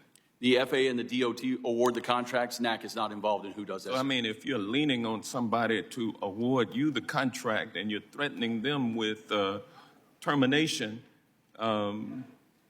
they award the contract to save their own jobs and then put the American people at risk. With that, I yield back.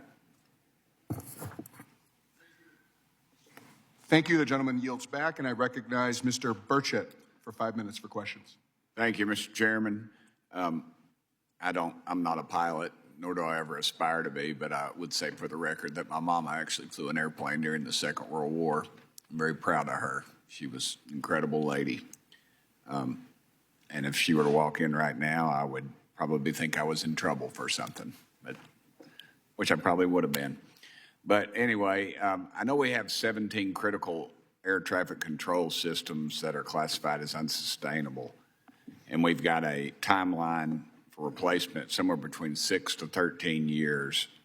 And what is the FAA doing to prioritize and mitigate the risks during that period of time? We can just go down the line real quick. I only got 5 minutes, and I'm not going to give a speech. Yeah, I think what you're citing is the operational risk assessment. In certain cases, they have developed modernization investments for those, but there were some additional systems that needed plans. Congressman, I think the answer is not enough. We're so far behind on so many of these systems. I think the question for all of us and for this committee is based on the FAA Reauthorization Bill of last year and what we now know needs to be further done. How do we expedite it? How do we make action happen? Congressman, during the last administration, FAA Administrator Whitaker started to put out a plan called NAS 2040, trying to say what's the vision going to be like 15 years from now. And before it even got started, we in industry asked, okay, has there been a study about how many facilities we really need, which then would set your modernization priorities out there.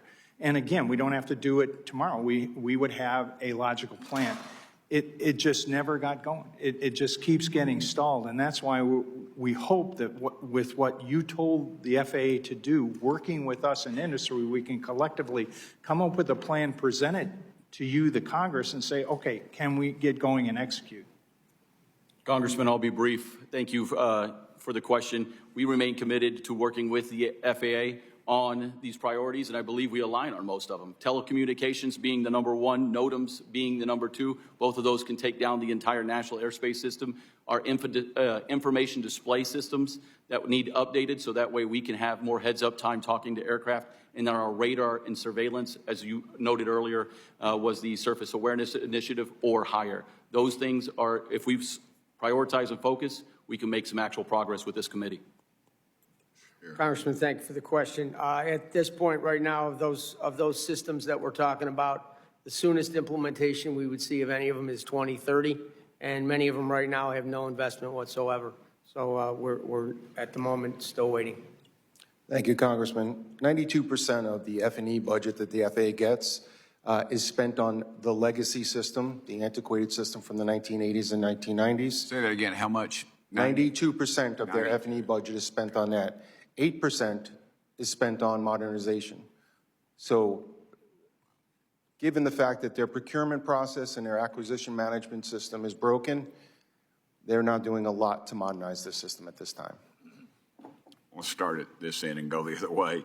But are the legacy systems more susceptible to cybersecurity threats? And I'm wondering because sometimes we find out that they're so antiquated that nobody has the ability to crack into them. It's kind of like when we thought we'd get a MiG jet during the Korean War, and we got one, and it turned out it was just a tin tube with actually, it was tube types, and I mean, it was pretty antiquated. Go ahead. The legacy system is very antiquated, and that's one of the main reasons why modernization is so hard, because if you take a modern piece of equipment and try to bring it into the national airspace system, you have to dumb it down so it can deal with this legacy equipment.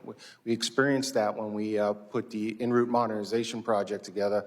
We actually had to make it parallel the host computer so that we can roll it across the country. Mr. Spero.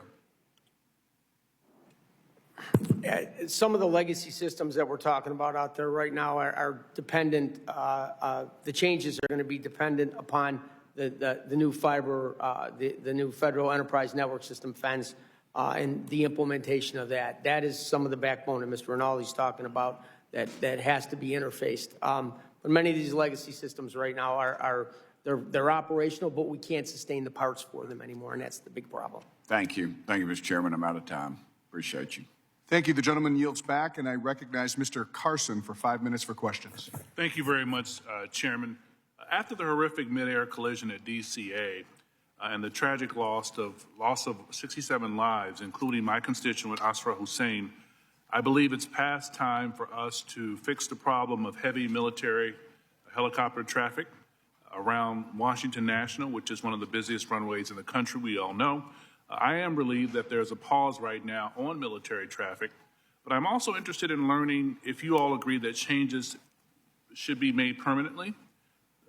I want our military aviators to get all the hands-on training possible, but not during the rush hour. My question is, do you think permanently changing the air traffic patterns at DCA would improve safety overall, or is this a one-off? Congressman, as our testimony for Airlines for America indicates, we support permanently suspending those helicopter flights around DCA with certain exceptions, and that would be physical or medical emergency and military. We also think that helicopter routes around other major airports that are busy should be reevaluated and looked at for permanent change. Congressman, again, thank you for the question. It is imperative that we remember that we have safety processes in place today, and we have a local safety council that deals with these critical issues, not only just at DCA, but across the entire national airspace system. And that is why it's imperative that the FAA and NACA continue to work so that way we can make that determination at the local level of what the safest approach is rather than rote mandates or anything else. Right after that accident, was that team going into effect, working together? to implement change in temporary procedures because we had this process in place. Yes, sir. Congressman, that area where the accident happened on January 29th is a known conflict area. It's been a known conflict area for years. The FAA should look at these known conflict areas and deconflict them so we don't have to worry about that situation again. Thank you. Also, in terms of transitions from the military, what more should we be thinking about in terms of opportunities from military aviation and aviation maintenance expertise that could play a role in addressing the civilian aviation workforce issues that we're all facing now? And what improvements in current practices or programs could be helpful?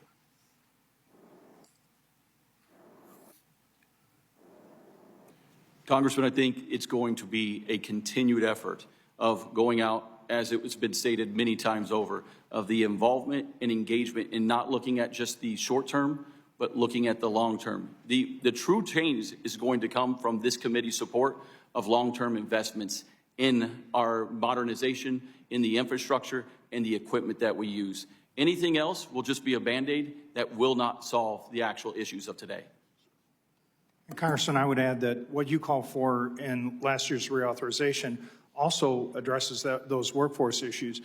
You have helped us push the FAA to be able to do training programs to get FAA employees familiar with new technologies that's out there. So we're able to go and do this familiarization at our companies with the technology that the manufacturers are providing to our operators and to our controllers. And that's vital to get them familiar because technology is moving so fast. And the more that we can get the workforce to be out there with industry to know what the latest is that we're fielding actually enhances safety in the whole system. Congressman, the one other additional add is that human element that we were just speaking about there, is recruiting the best and brightest to be able to handle those technologies along with the stress and the pressure. And we look forward to partnering with this committee and with the Secretary Duffy and the FAA on recruiting and retaining those that we currently have, having to deal with all of these constant changes. Yes, sir. Congressman, thank you. I'll add to this too. I think recruitment right now is sort of a difficult thing in the federal workforce. I don't really know anybody out there that's dying to become a federal employee right now, given all the attacks that are happening on them, and that's what we're hearing from our folks. Thank you all. Thank you, Chairman. Thank you. The gentleman yields back, and I recognize Chairman Nels for 5 minutes for questions. Thank you, sir. Thank you again, the panel, for being here. I've listened to most of your testimony here. Ms. Krause, you talk about the 75% of the 138 systems. They're unsustainable. Mr. Callio, you talk about, it is the safest mode of transportation. I agree. We need to act with urgency. Your testimony said in 2011 you testified, and, we still have floppy disks still today, how many years later? Mr. Bruce, you said we need to do something. We have to do something now. We have to do it now. Mr. Rinaldi, you talk about the aging infrastructure, and 35 years the FAA has always been short of controllers. It appears to me that these issues are all self-induced. We are our own problem. These are self-induced. And the problem I see is it seems like it takes a tragedy for us to do something. Is it going to take another tragedy for us to finally move the football forward? I personally believe we should be ashamed of ourselves for allowing this to get where it's at, to allow the technology. I mean, it's antiquated, it's old. But we talk about, and being the chairman of the subcommittee, we talk about we are the gold standard. We are the gold standard. The world is watching.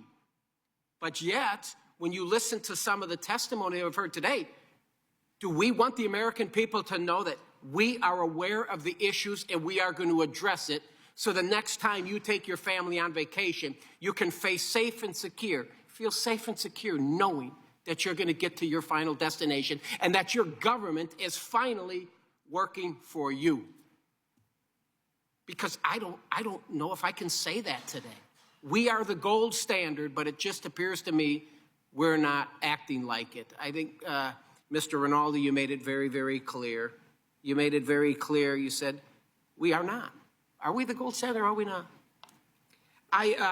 Mr. Daniels, we talk a little bit about, so I went down to the Oklahoma facility last week with Secretary Duffy. We visited the training facility and we were talking, and I don't know. I mean, I guess Congress, I found these ages are kind of arbitrary. I don't know why we feel we need to fire an air traffic controller at 56. I mean, we just do. At 56, you're too damn old.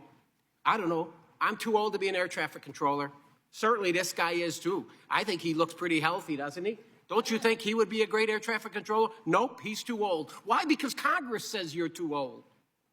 Congress says you just can't do it. You don't have the wherewithal to do it. I don't understand why we come up with arbitrary ages.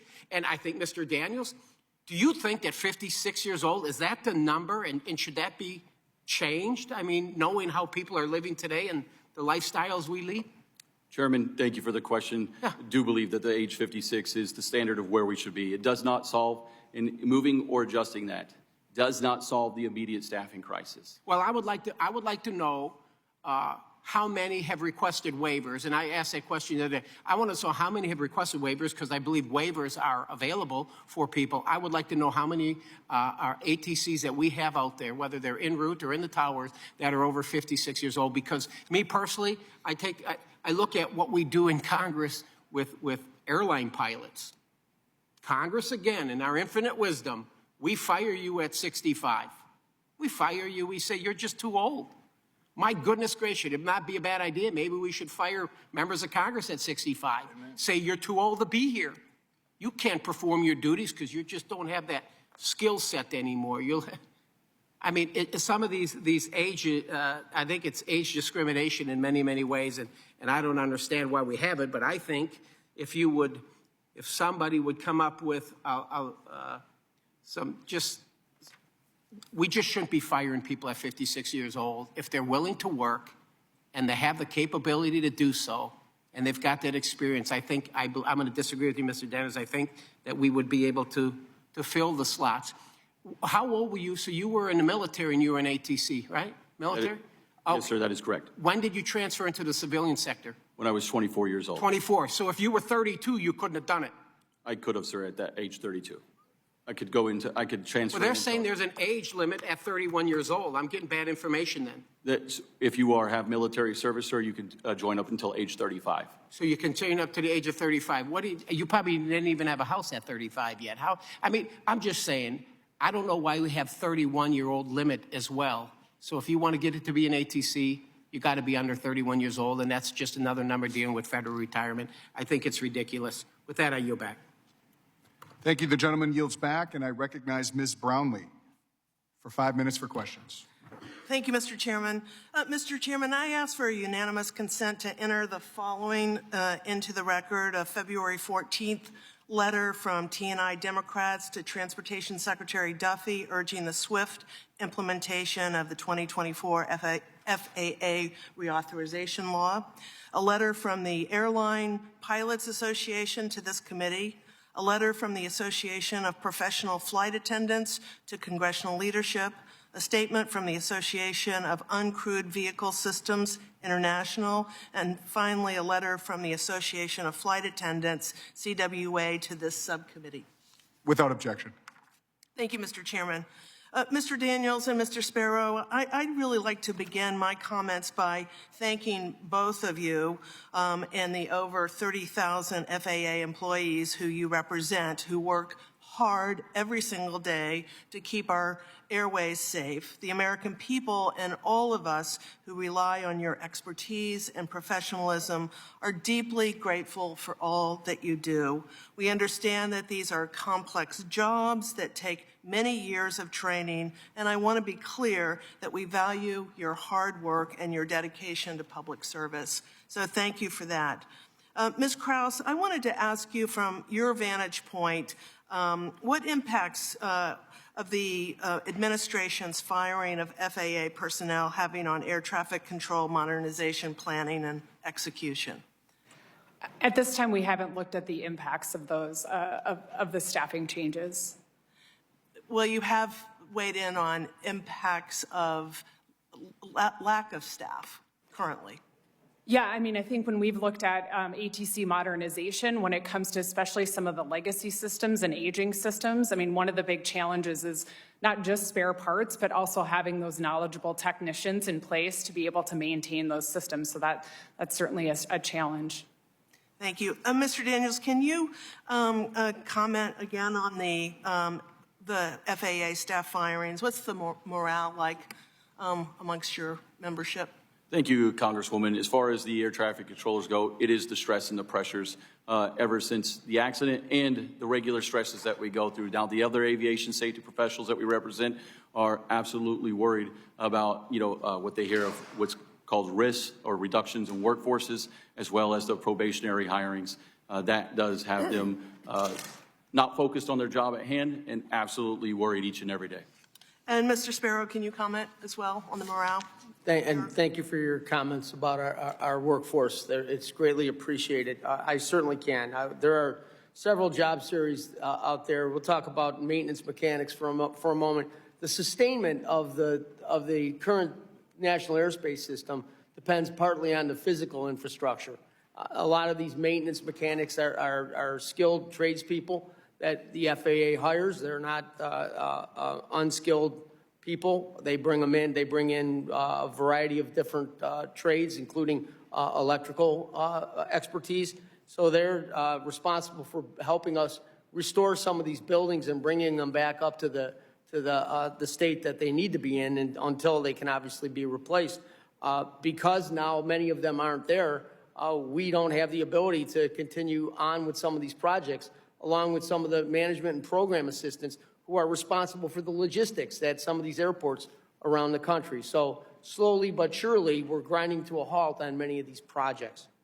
Thank you. And we've heard that probationary firings primarily affected non-safety, critical, and less experienced staff. Is that accurate? Can you clarify on that? Happy to say. Let me talk about the aeronautical information specialists for a moment, who create the charts, the maps, identify obstacles, help develop performance-based navigation procedures that air traffic controllers and aviators utilize.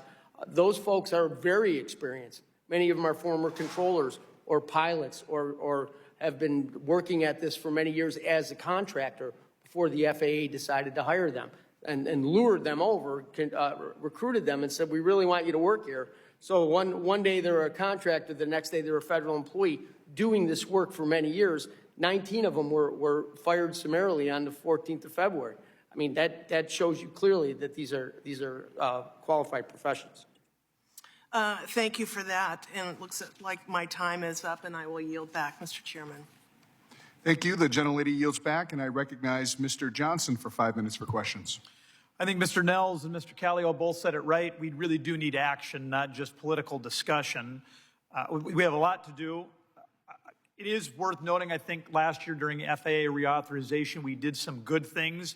Clearly, DOGE has put a lot of American attention on making sure that taxpayer dollars are invested in the right things. We did some of that in FAA reauthorization. We said that we need to prioritize the replacement of federally owned towers that are more than 50 years old. I've been in one of those towers at Sioux Falls, South Dakota, a small hub airport, or rather a small airport where I fly out of every Monday morning, and that tower is aged. Clearly, the men and women who work there are doing their best, but we're not really giving them the right tools. And so I am glad that we were able together to successfully prioritize the replacement of towers like in Sioux Falls. Of course, the bricks and mortar are not the only infrastructure we care about. We also need truly trained and dedicated individuals.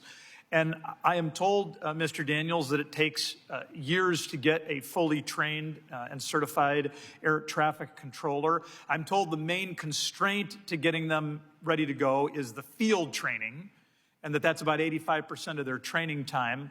What can Congress do to avoid those constraints and those choke points? Thank you, Congressman. Appreciate the question. I'd say number one is the continuation of the recruitment and training of those individuals, not the stop-and-go ways that it's been done. And again, anything that impedes that, such as a government shutdown, absolutely sets us backwards. But as far as the training goes itself, we have engaged and been working with the agency. It's mainly going to be around simulators. That reduces 27% of the training time, saving taxpayer money, saving our ability to be in the ready to go at any moment when it comes time to talking to a live aircraft. So our investment in those training simulators will be a key change. Okay, so I want to make sure I'm tracking here. And I would tell you the two of the very best members of Congress are Frank Lucas and Stephanie Bice. And the Air Traffic Academy is in their area.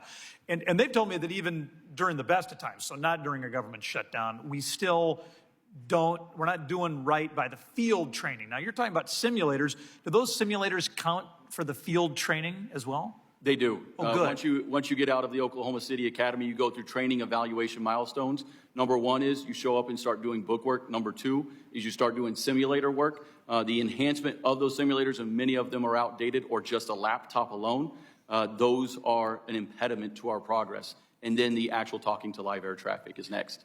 Okay, so so we should do more investment in these simulators because you're telling me that will reduce the choke point. Congressman, it's been agreed upon by the agency and NACA that it reduces the time by 27%. Okay, so then, Mr. Rinaldi, same general topic to you. Is it my understanding that some of these new graduates out of the academy, we immediately send them over to have them be teachers or trainers at the academy? Is my understanding right about that? Say the question again, sir. I'm sorry. Do we have somebody had told me that we've got newly graduated folks out of the academy who then are shifted over to start being trainers at the academy rather than being out in the field. I don't know anything about that. I don't think that's happening. Gotcha. So the same question that I posed to Mr. Daniels, what can Congress do to move us in the right direction? Well, I think that Congress really has to hold the FAA accountable to the FAA bill that you put together last year. I mean, if you just look at, you can go through the 180-day window that they're supposed to provide reports back to you. I mean, Digital Towers is one of them. They were supposed to provide a report back by November 12th. They have not. They were supposed to provide 3 locations of where you were going to test Digital Towers live traffic. They have not. They're missing all those deadlines. If you go back to your 2018 FAA Reauthorization bill, they missed over 60% of those deadlines. You got to hold them accountable for these great bills you guys are doing up here. Yeah, boy, that is really well said. Mr. Callio, what are we missing here? Not much. I would associate myself with the remarks of both Mr. Rinaldi and Mr. Daniels. I think one thing that I mentioned earlier, Congressman, that you can do, we need to pump up Oklahoma City. We commend Secretary Duffy for doing that. It's not going to be enough. The numbers don't add up. There is a program called the College Training Initiative. We start calling on the Biden administration to reinstitute that. It was decimated in 2014 for not very good reasons. And it was a training pipeline that helped keep the number of controllers current and could help again. The Biden administration ended up only certifying 4 schools, 2 of them in Oklahoma. There are many more out there, like Vaughn College in New York, where people can be trained locally and then put into TRACONs and towers in that area. And Mr. Kelly, I would just say you're saying it exactly right. And as I yield back, I would note that Frank Lucas and Stephanie Bice they would echo your comments that we have not done right by the Oklahoma City Academy, and we need to do better. With that, I would yield back. Thank you. The gentleman yields back, and I recognize Ms. Fushi for 5 minutes for questions. Thank you to the chair and the ranking member for holding this hearing, and thank you to the witnesses for being with us today. It has been made tragically clear that the FAA is facing a dire shortage of air traffic controllers, and it has been reported that more than 90% of U.S. airport towers are understaffed. Despite this, the Trump administration and DOJ have fired approximately 400 probationary FAA employees, many of whom were in roles of that are essential to aviation safety. After coordinating these mass layoffs, Elon Musk recently asked retired air traffic controllers to consider returning to work. Mr. Daniels, in your experience with the National Air Traffic Controllers Association, How will these firings exacerbate the existing shortage of air traffic controllers? And additionally, can you speak to how many air traffic controllers would need to come out of retirement to meet the current need? Thank you, Congresswoman. We appreciate the question. The solution is that long-term commitment that this committee has shown and put forward in the FAA Reauthorization Act of 2024 for the hiring and training the next generation of air traffic controllers. Any person that was to be hired back, if I leave right now today to go back to my home facility of Fort Worth, Texas, I would have to completely re-go through the training process. It is not where you stay standard, you do it one time and then you're good to just do it again. So the rehiring of air traffic controllers will just take away from the time of those that are going to have 25 plus careers that we need to actually invest in and sustain the system going forward. And furthermore, your testimony discusses the potential harm a government shutdown would have on air traffic controller hiring and training if there isn't any good faith negotiation and the government ultimately ends up shutting down on March 14th. Can you elaborate on the dangers such a shutdown would pose to the air traffic controller industry specifically and aviation safety more broadly? Yes, Congresswoman. The air traffic controllers cannot take another hit right now of delaying this issue. That's what a government shutdown does. Not only does it impact the modernization, but it will shut down the Oklahoma City Academy that we are relying on to bring in these new air traffic controllers so we can train them. Anything that stops that by either a day, a week, or a month sets us backwards because those people have to be reset, recycled, and later trained. And many of them don't come back because they suddenly do not want to work in that type of career field or go without $0 paychecks. Or not even a paycheck, just go with $0 because they quit another job to try this one, and they quite often move on to other areas. Thank you for that. Mr. Chair, I yield back the balance of my time. Thank you. The gentlelady yields back, and I recognize myself for 5 minutes for questions. I would like to extend my gratitude to our witnesses for agreeing to testify before our committee today. It has become readily apparent that the issue of our aging air traffic control system infrastructure can no longer be ignored. As we've heard here today, many of these systems are out of date and present serious safety and operational concerns for our national aerospace system. These problems are not new, and modernization efforts have consistently been plagued with delays.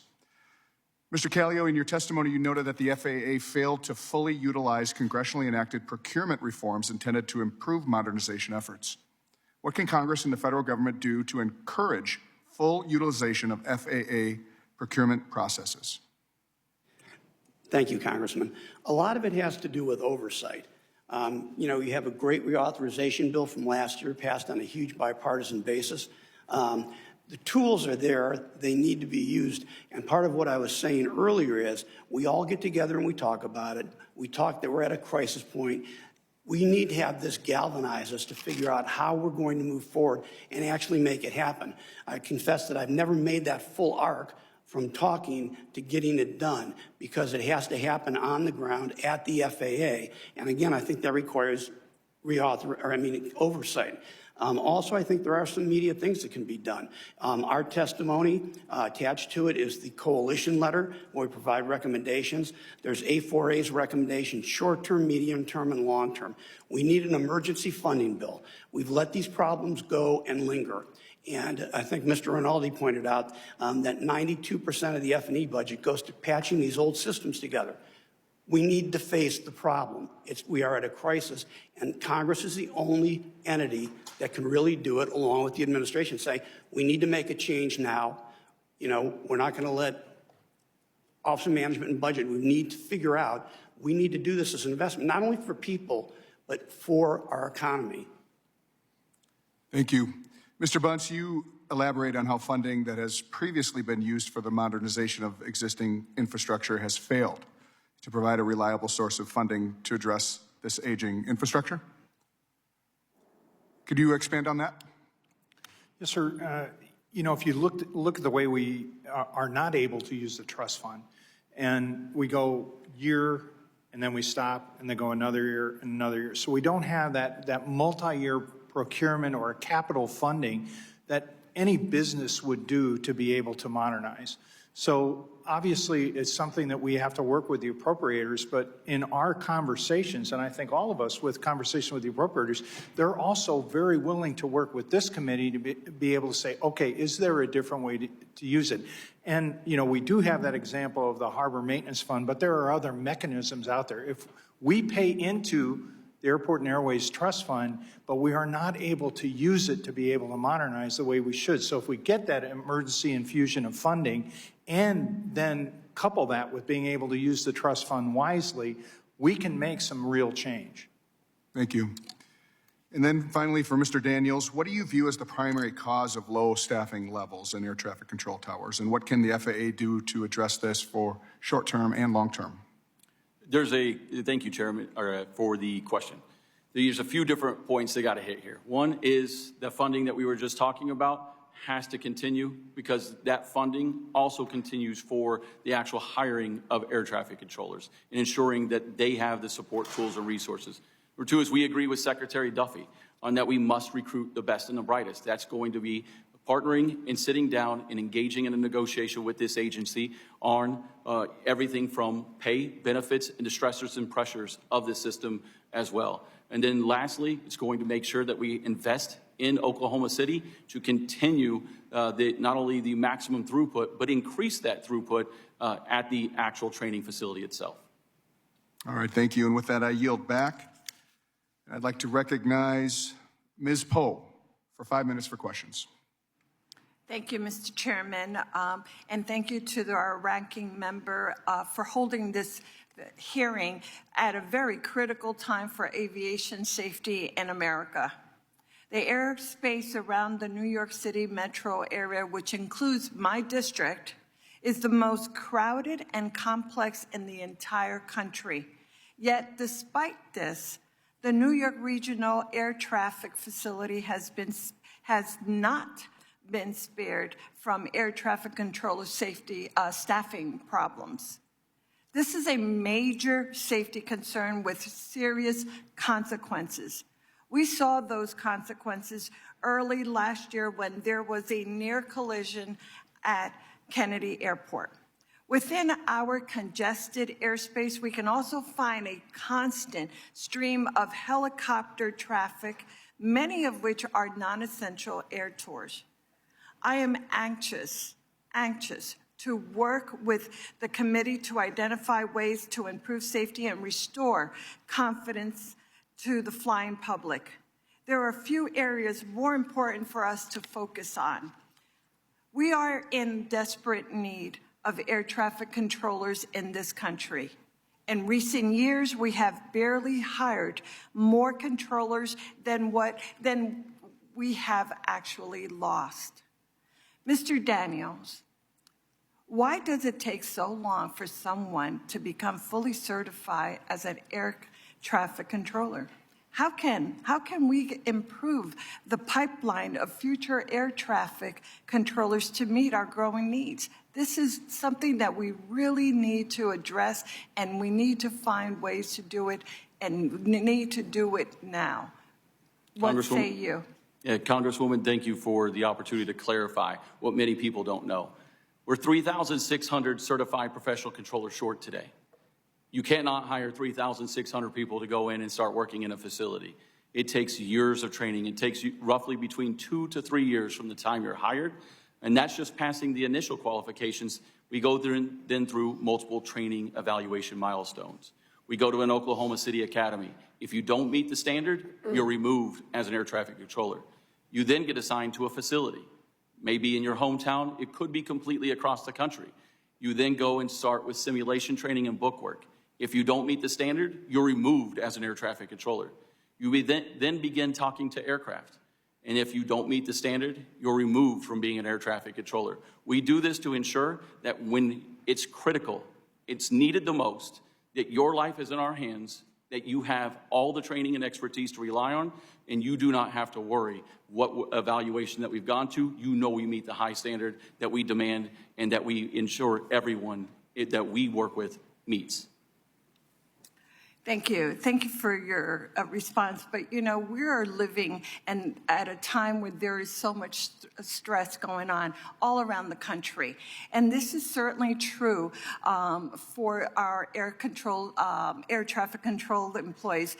In your testimony, Mr. Daniels, you describe how air traffic controllers shortage has led to grueling shifts for what is already a high-pressured job.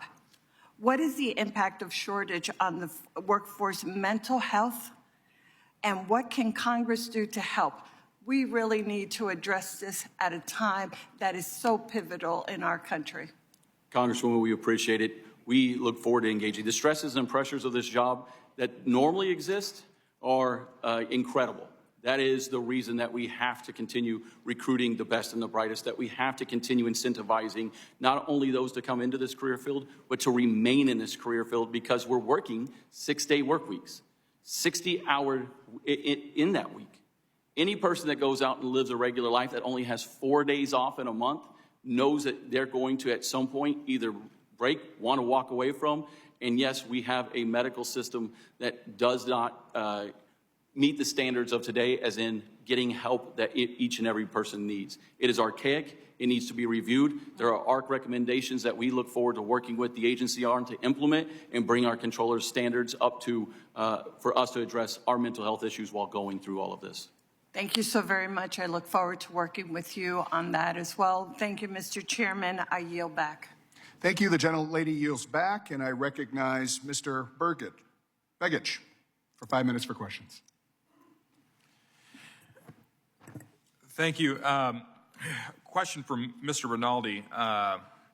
We recently experienced tragedy in Alaska with an airline flight from Unalakleet that crashed outside of Nome. It was a reminder of Alaska's unique, challenging operating environment. As you know, Alaska is extremely remote in comparison to the lower 48. And Alaska has the highest per capita air accident rates of any state in the nation.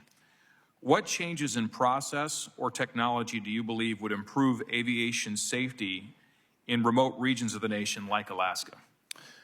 Thank you, sir. Thank you for the question. Yes, aviation is the #1 mode of transportation in Alaska, and it's unique. You need to have the most modern equipment. You certainly should be utilizing space-based ADS-B and all types of other tools to make sure to give the most accurate weather, certainly the most accurate situation that's going on there.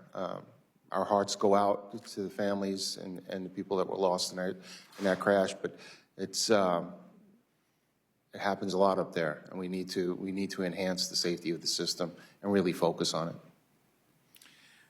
Thank you very much. You mentioned a statistic: 92% of federal funding that's going to support technology is going to maintain existing technology, and we heard as well that so much of that technology is aged out that it's not even able to be maintained any longer. Can you just expand for just one minute on the importance of investing in aviation technology modernization and why that's so important? Yeah, absolutely. We're stuck in the 1980s and 1990s because we're stuck with, with the FAA facilities and equipment budget. So much of it is going, 92, 93, depending on the year, is going to maintain this archaic system that they can't use. They're just using 8%, so they're going very flat and not deep to modernize this system. Now, I'll be the first one to tell you, I would not give the FAA a blank check, because I'm not really quite sure they would use it properly with their broken acquisition management system. Congress gave them $75 million to expedite the new NOTAMs program, and they still have not awarded that contract. That was 2 years ago. So I think you need some type of structure there to restructure the situation and understand that you just can't give them money, because under this current structure, it won't work. Thank you. So just to recap, resources have been provided, have been allocated by Congress. It's the FAA's broken processes that have limited the ability to deploy those funds in a responsible way that would be supportive of accelerating modernization. Is that correct? I would say that's correct. I would also say not enough resources have been given to facilities and equipment to modernize the system quick enough. Thank you. And with that, I yield the balance of my time to Chairman Nels. Thank you, sir. Mr. Daniels, and we're talking about the age and everything. I'm reading your written testimony. I don't see anything in there that talks really about the hiring process. So it is my understanding from start to finish, it takes like 12.8 months, over a year to hire somebody to get them in the pipeline to Oklahoma City. Is that right? About a year, over a year? Congressman, we aren't involved with the initial recruitment, but that is. I'll just tell you what it is. It's yes, over a year long. I'm thinking, now why? Why would it take? I know Secretary Duffy said we want to try to, condense the steps from 8 steps to 5 steps, but over a year, to me, would be unacceptable. The gentleman I talked to yesterday in my office, he said it's over a year. He said, you know what the problem is? We're not short of hiring candidates. We've got thousands of them, but we're short of psychiatrists. So what the hell you mean you're short of psychiatrists? Well, everybody's got to go through an exam, but there's hundreds, if not thousands of them, up against a brick wall because we don't have enough psychiatrists. What is your union doing to address that? Are you bringing that issue to the forefront? Chairman, we've gone for decades saying that we need to speed up that process. Because it's affecting your staffing. Some simple fixes. Simple fixes. It only makes sense. I yield back. Thank you. The gentleman yields back, and I recognize Ms. Gillen for 5 minutes for questions. Thank you. Mr. Daniels, thank you for being here today. I'm honored to represent New York's 4th Congressional District, which is the South Shore of Nassau County on Long Island. And it is also the home to New York TRACON N90. After multiple delays and strong opposition from the New York congressional delegation, the FAA nonetheless required 12 air traffic controllers to relocate from N90 on Long Island to Philadelphia, uprooting these civil servants from their families, from their friends, and from their lives. Do you have any insight on why this decision or decisions like this are being made and the impact that it could have on our airspace and on air traffic controller morale? Thank you, Congresswoman, for the question. It is a dangerous precedent to set to force air traffic controllers out of their home facilities to another one. The two parties, NACA and FAA, have shown a strong commitment to collaboration, and anything that we reach an agreement on, we'll stand by, we'll put our name behind, and we'll do. But just the forcing of air traffic controllers to solve temporary problems is not something we want to be in the business of. Thank you. I'd like to address another major problem in my district, which is the unauthorized use of drones. We saw a lot of press coverage about drones flying over New Jersey, over New York recently, and my district is right next door to JFK Airport, which is one of the busiest airspaces in the world. And the risk of a drone incursion into our airspace and across the path of a major airliner is very, very real. What can we do to make sure our air traffic controllers have what they need to avert a disaster? Thank you, Congresswoman. It's been stated many times today and agreed upon by those on this panel that it has to be a funding reform and a change to our strategy for the long-term enhancement of the equipment that we use. If that equipment is to start dealing with unmanned aerial vehicles, drones, and otherwise, we put out advisories. We know what we see in the sky right now and provide any information we can. But the enhancement of technologies, the enhancement of rules to ensure and protect America's public and the safety of the flying public, we will absolutely stand behind. We would partner, or we would want to be a part of and collaborate on that initiative. So there's a lot of information in the testimony. I reviewed the written testimony of all the witnesses about the need to update our equipment and how our technology is lagging behind. It seems like the price tag to do this is quite high. You can elaborate further on that. And then the second part of that question is, in terms of if you couldn't get everything at once, what do you think is the most critical part of our infrastructure that needs to be improved? Congressman, I think sometimes just a simple example is the best way to handle it when it comes to needing the funding reform. You don't go and buy a house and then not know how much money you're going to have next month to pay for that house. You'll start making decisions, or maybe the couch that's going to go in that house, but I cannot buy the entire house. And that's quite often what's happening inside the FAA. If there is one thing that we need to put our efforts behind, I'll expand it to 2 because I believe that they're critical, is the telecommunications and then also our NOTAM system. Both of those can cripple the nation's flying public. Thank you. Mr. Spero, last year's FAA Reauthorization Act, which was signed into law in May, included millions of dollars in aviation workforce grants to help build and grow the talent pipeline of pilots, technicians, and manufacturers. However, FAA remains woefully understaffed. For example, as of December, it was short about 800 technicians. What else should Congress do to help recruit and maintain a skilled aviation workforce? Congresswoman, thank you for the question. When it comes to our airway transportation system specialist workforce, right now, about 36% of them are over the age of 55 years old. So they're coming on to retirement very soon. We have asked the FAA to create a workforce plan that addresses what they're going to do with this workforce going forward in the future.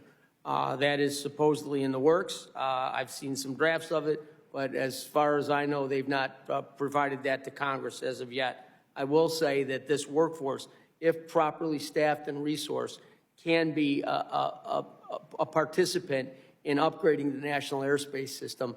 If we have enough of them around the country at every airport, we can participate in the installation and implementation of new systems.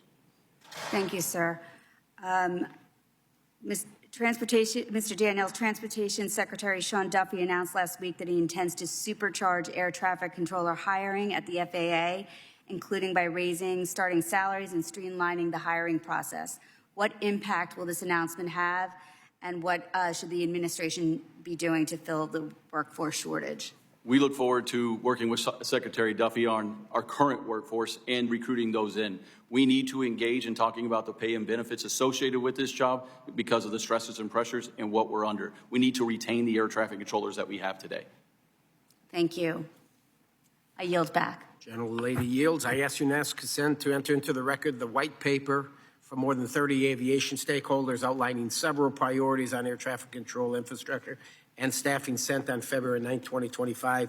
Without objection, so ordered. I recognize Mr. Bresnahan for 5 minutes. Thank you, Mr. Chairman, and thank you all for taking time to come out here and testify in front of the subcommittee. Something that we've been hearing a lot more of is the conversations relating to ADS-B, and I am a licensed helicopter pilot, so obviously my heartfelt feelings towards the DCA tragedy and really where the terminology, something that we frequently reference in the world of aviation, but something that gives me the agita when I'm flying is not every aircraft is equipped with ADS-B. And my first question would be to Mr. Bunce about where do you see the technology moving with third-party applications, and how can we in Congress try to ensure that every aircraft is equipped with ADS in and out technology? So, as you know, when we initially made the mandate out there, it was what we consider in the veil. So basically underneath really busy airports, Class B, Class C airspaces we classify. Once you get beyond that, then it's not a requirement. But if you think about where we're going as a nation, we as an aviation nation, we're employing advanced air mobility, but also drones out there. One of the impediments to the beyond visual line of sight rule that is stalled right now is because we don't have a way to deconflict, especially with helicopters that are flying down low below 400 feet with those drones. But our drones now are equipping with technology to be able to detect that ADS-B signal, and NASA is actually taking on an effort to see if we can field very low-cost systems that we already put out in sailplanes, and if that signal is strong enough to be able to allow the drone, which you can't see with your eyes, to be able to avoid us. You know, those drones, it's a big deal. We saw in California that drone impact of that water bomber out there, and it's only a matter of time where we're going to have a significant mid-air collision with a drone that can take down an aircraft, especially if it hits in the windscreen. So this is I'm glad you brought it up, because this is a really important priority that we look at expanding that technology. You nailed it. And I mean, drones very frequently, helicopters are flying 400 or 500 feet AGL, and a drone gets into a rotor system. It's going to be a bad day for everyone, which kind of catapults into my secondary question. I did a lot of my training in G airspace, very rural areas, but you still have the deconflicting element with military aircraft. Just this weekend, when I was flying and preparing to return, there was military aircraft performing training operation that was not broadcasting. I grew up and flew very close to Fort Indiantown Gap. And oftentimes, unless that military aircraft is communicating on your local frequency, and you may then try to reference some kind of, a ForeFlight or a Garmin-like application to try to get visual orientation as to where they may be. Is there any conversations, and perhaps this could be for Mr. Daniels as well, is there any conversations about forcing or mandating military aircraft to start broadcasting? Well, for national security purposes, we obviously want our military aircraft to be able to turn it off when they need to, because we don't want them to be tracked. But, in the case that we all saw here in DCA, if there wasn't a national security imperative to have ADS-B off, hopefully, no military aircraft would turn that off. And again, it's such a safety enhancer to be able to be out there, see it electronically, and then train your eyes to where you need to be able to look. So I think not only that, but also in this day and age, we should be able, when the military flies, to be able to transmit to all of Mr. Daniels' workforce advisories to let us know that there are military aircraft out there and be on the lookout. Congressman, I appreciate the question. We've historically supported anything that brings more situational awareness to not only the air traffic controller, but the pilot as well. Any efforts to bring that capability to both of us in any capacity, we absolutely would want to be a part of, collaborate on, and implement at the soonest possibility. I think when you're flying in helicopters, traditionally flying a lot lower to the ground, and this specifically just happened to me just this last weekend. And you could see other aircraft, even if it is displaying on ADS-B, something that's 2 miles out or a mile out is literally a speck. And when you don't see it and you hear that call when it's too late, if that person just happens to broadcast on the frequency as they're transitioning through a specific airspace, it certainly is always something that's in my scope of concern. So very excited to hear that there's some movement here, and please let us know if we can be helpful with that. Chairman, I yield back. Gentleman yields. I now recognize Ms. Norton for 5 minutes. Thank you, Chairman Nels and Ranking Member Cohen, for holding this important hearing.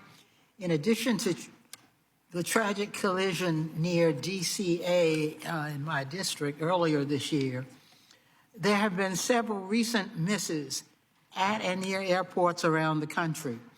The tragic collision and the near misses are a stark reminder of the critical role of our air traffic control systems and the workers who operate and maintain them.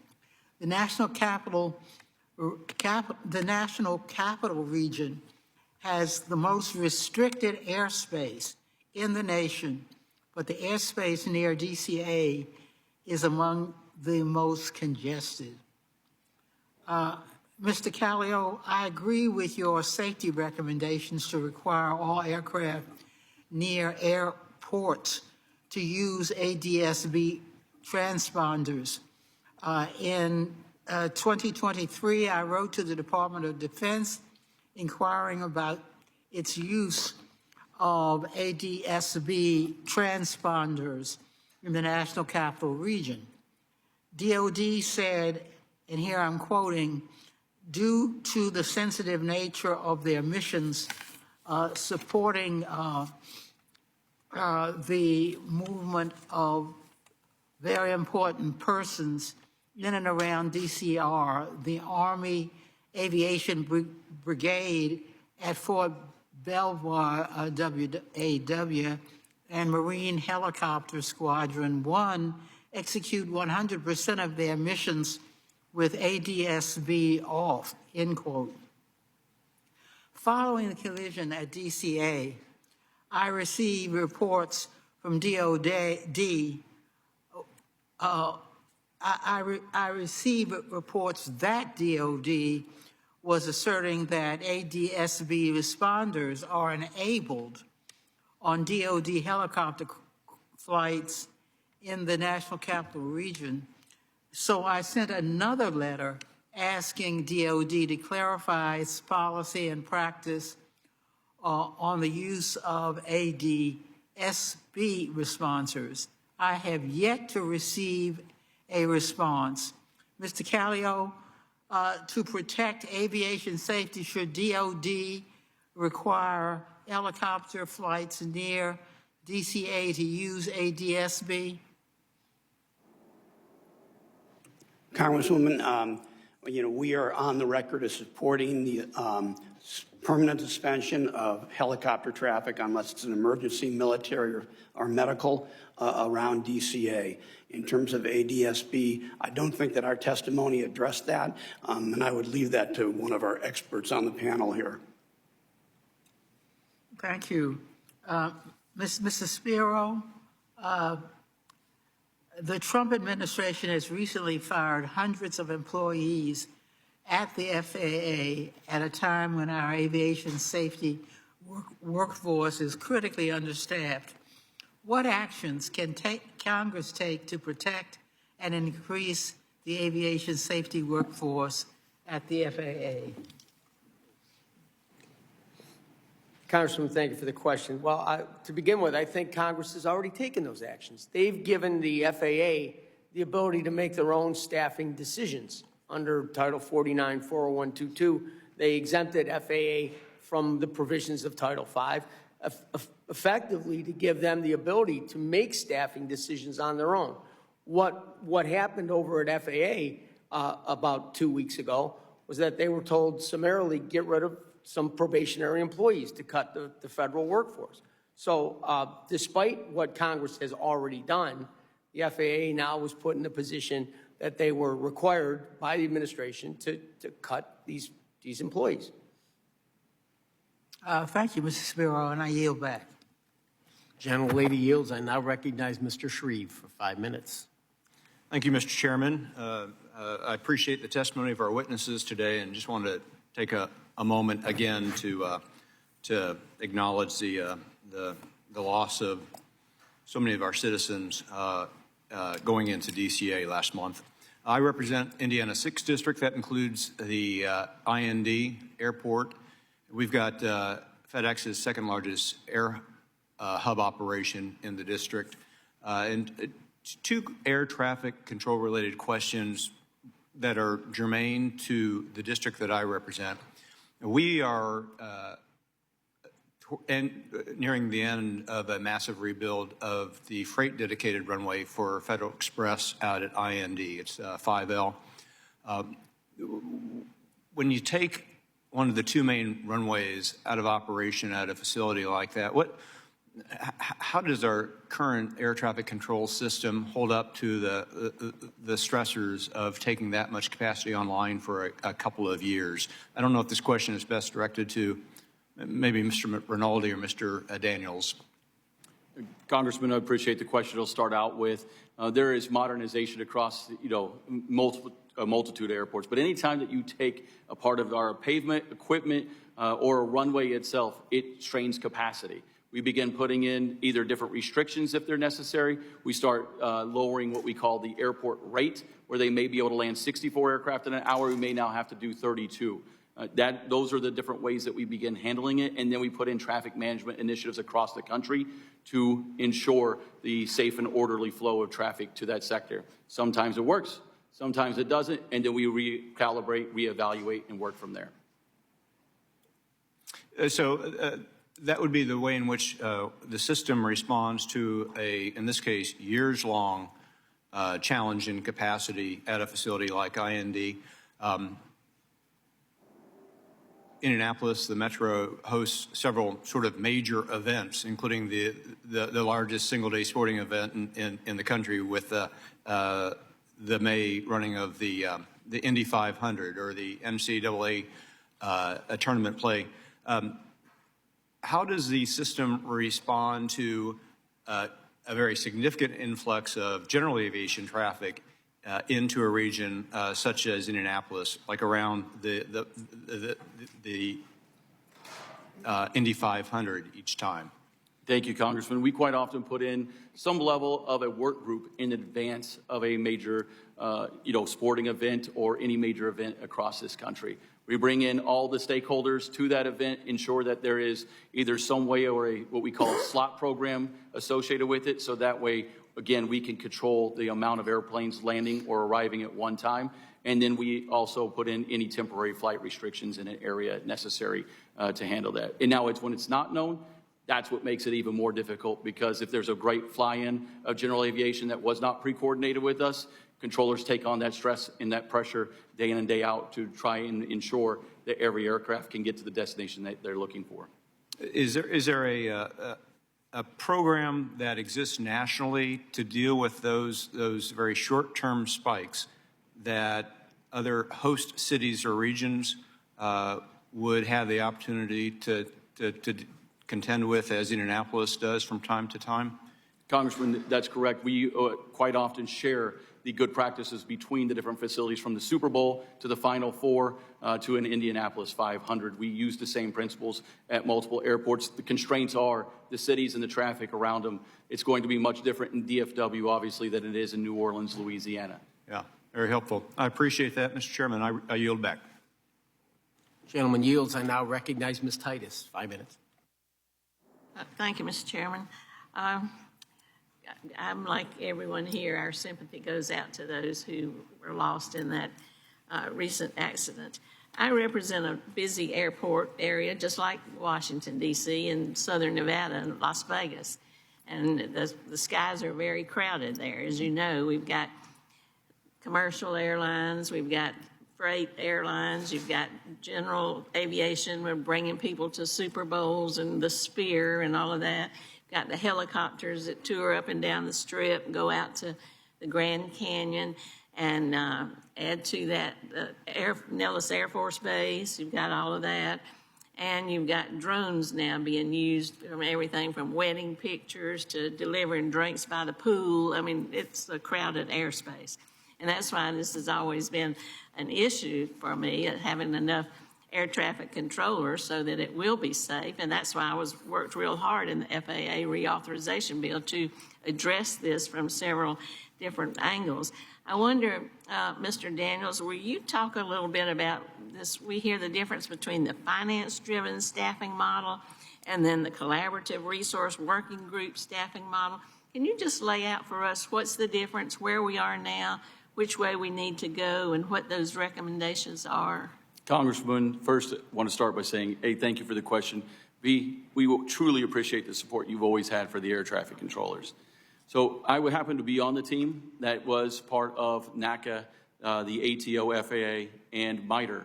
The three parties got together to relook at staffing that was over a decade-old modeling from FAA Finance, and or it's decades old from FAA Finance, and from the numbers that had been agreed upon one time in approximately 9 years ago to date. When the three parties sat down, we found many places that it had not been kept up with the modernization policies or procedures or our training efforts that were in effect. The FAA Finance model looks at what we have today, and then just says if you have today, well, then we can do it with that, and it continues to decline.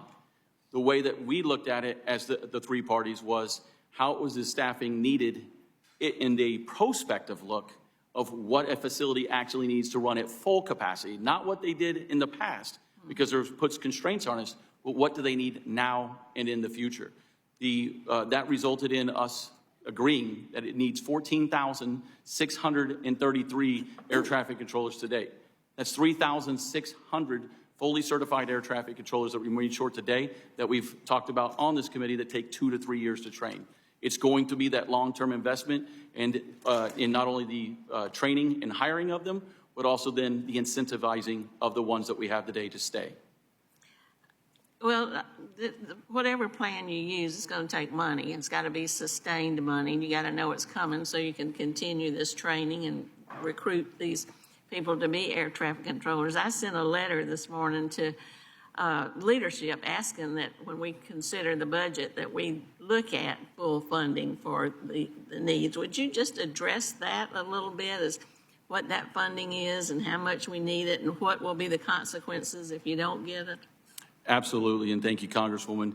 The FAA facilities and equipment budget has been talked about for a long time today. They right now get $3.1 billion into that line of budget. It needs a $6 billion investment for us to finally begin the modernization that's necessary to bring not only the much needed changes for the air traffic control system, but to get rid of the legacy systems that remain out there. Because day in and day out, an air traffic controller knows they're going to ask, who's going to replace that light bulb? And that light bulb doesn't exist anymore. That is an impediment to our actual progress, because these are tools and equipment that we need to do our job day in and day out. Just like if a roofer has a hammer, we need the proper equipment to do our job as well, and that investment will give us that opportunity to make sure that we are focused on the American public safety. So it's not just people, it's technology, which changes so rapidly, to stay up to date and keep people safe. That's absolutely right, Congresswoman. In my 26-year career, every day is a training day. I'm constantly learning new equipment. We're constantly working on what's next, so that way we can provide the best service possible. And that is also, again, the investment in the people and the investment in the hiring and staffing. Well, thank you. Thank you. I yield back. Mr. Knott, you're recognized for 5 minutes. Thank you, Mr. Chair. Mr. Daniels, I'll continue the line of questioning. You said that there was $6 billion needed and that it was somewhat urgent, if I heard you correctly. Is that correct? Congressman, it's not only urgent, it's long overdue. Yes, and that kind of feeds right into the line of questions that I want to focus on. The amount of money is obviously important about how much we need to appropriate to meet the needs of the American public, but also how those dollars are spent going forward. I think there's probably a very good case to make that we need to reform how we implement tax dollars for critical services. In your mind, in your opinion, what are accountability metrics that we can put into place so that we do continue to spend our money wisely to make sure we're not paying for equipment that's outdated, paying for light bulbs that don't exist, to use the metaphor that you just mentioned? Congressman, I appreciate the opportunity to clarify the question. The actual way that we think that reform needs to happen is that budgetary reform that you speak of, is looking at the different metrics and measures, the Aviation Trust Fund being a part of it, but mainly all sitting down to come to a solution that allows for that long-term funding to occur, because the lack of planning that we can do today is honestly the main crippling component of it. Why so can't any accountability put in place? Why can't you plan? Say that again, sir? You said your inability to plan for the future. Why can't you plan? Is it because of the budget? Is it because of bureaucracy? It's because from day to day, month to month, continuing resolution to continuing resolution, that funding either doesn't change, it's already being spent on something else, and it's not being put to modernizing as it's needed. Okay. Well, looking back, you said it's long overdue. Why? What are things that we can do in terms of air traffic control to assist air traffic control in making these needs known earlier, more urgently, so we don't find ourselves in this predicament going forward? Congressman, and thank you. NACA has been advocating for at least 10 years on the very change that you speak of. Number one, it has to be in the realm of telecommunications. That is a major impediment to the system, and it's a safety risk. Not only that, then it would be the NOTAM system.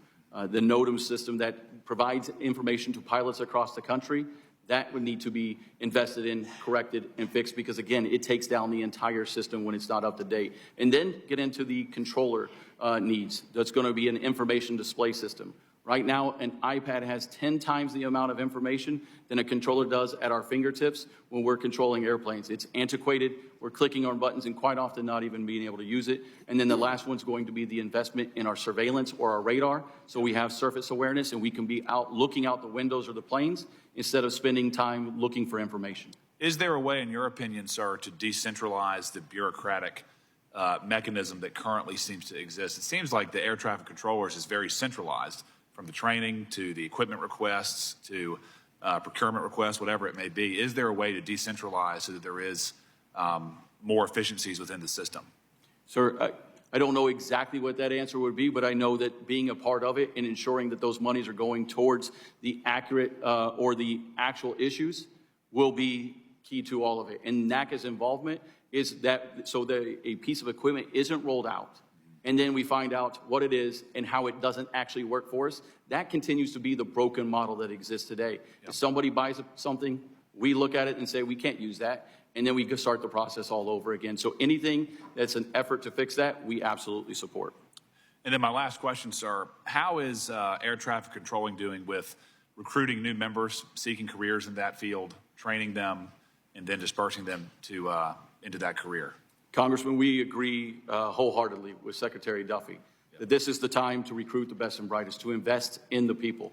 And that's going to come through working on not only the hiring and the training of those air traffic controllers and incentivizing them into the career field, not just while at Oklahoma City Academy, but the ones who are coming in and then going to live in either a high cost of living area and retaining the air traffic controllers that we have today that are leaving quite often because of the stresses and pressures of 6-day work weeks. Do you see any value in having more academies besides just the Oklahoma City Academy, or do you like the model of having it just in one place? Congressman Knack is on record. We support any ability to maximize the throughput of air traffic controllers through a system. Okay.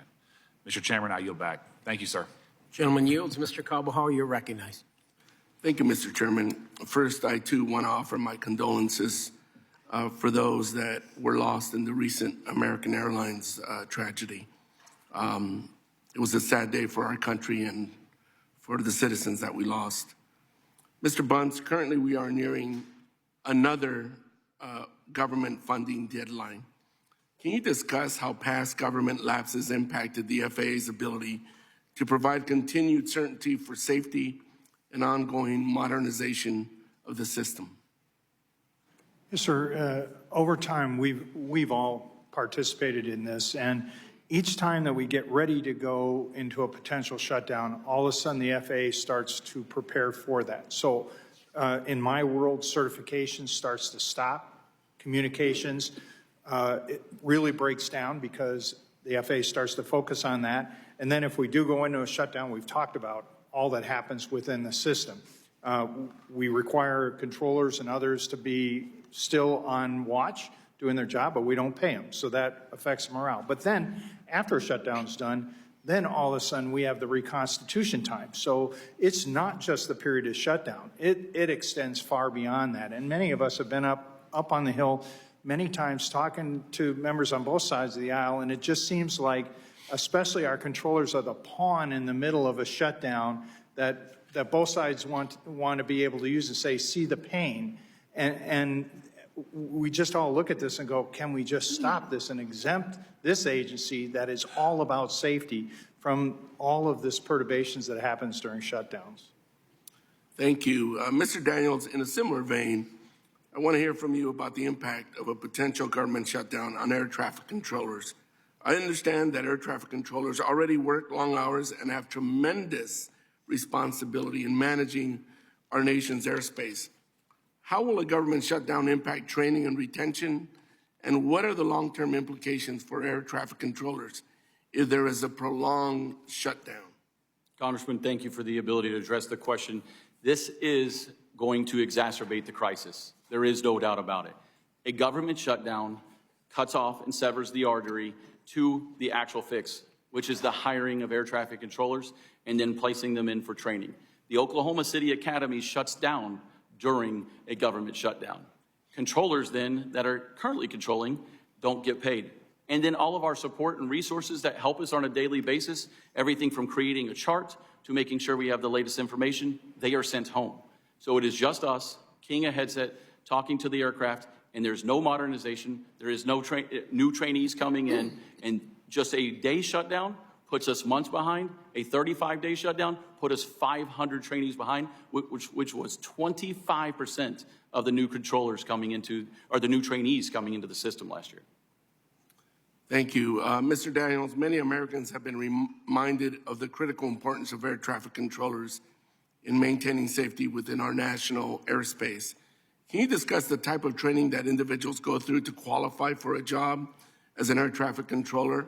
And two, can you discuss how President Trump's baseless claims about the FAA's workforce impact recruitment and safety? Thank you, Congressman. The beginning of your question is every time a controller isn't in the news, it's a good day for us.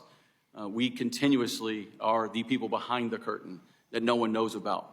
People get on a plane, they put on headphones, they recline their chair, and they just know that they're going to arrive safely. That's what we pride ourselves in, is that every American and every person who traverses the airspace, they are in our capable hands. And that comes along with the training that is needed, which is 2 to 3 years to get that person ready to certify for the moment of either the routine day, the extremely complex day, because every day that one of the air traffic controllers goes to work is a new day, a new system, and it's something that they haven't seen before. So they have to be at the top of their game.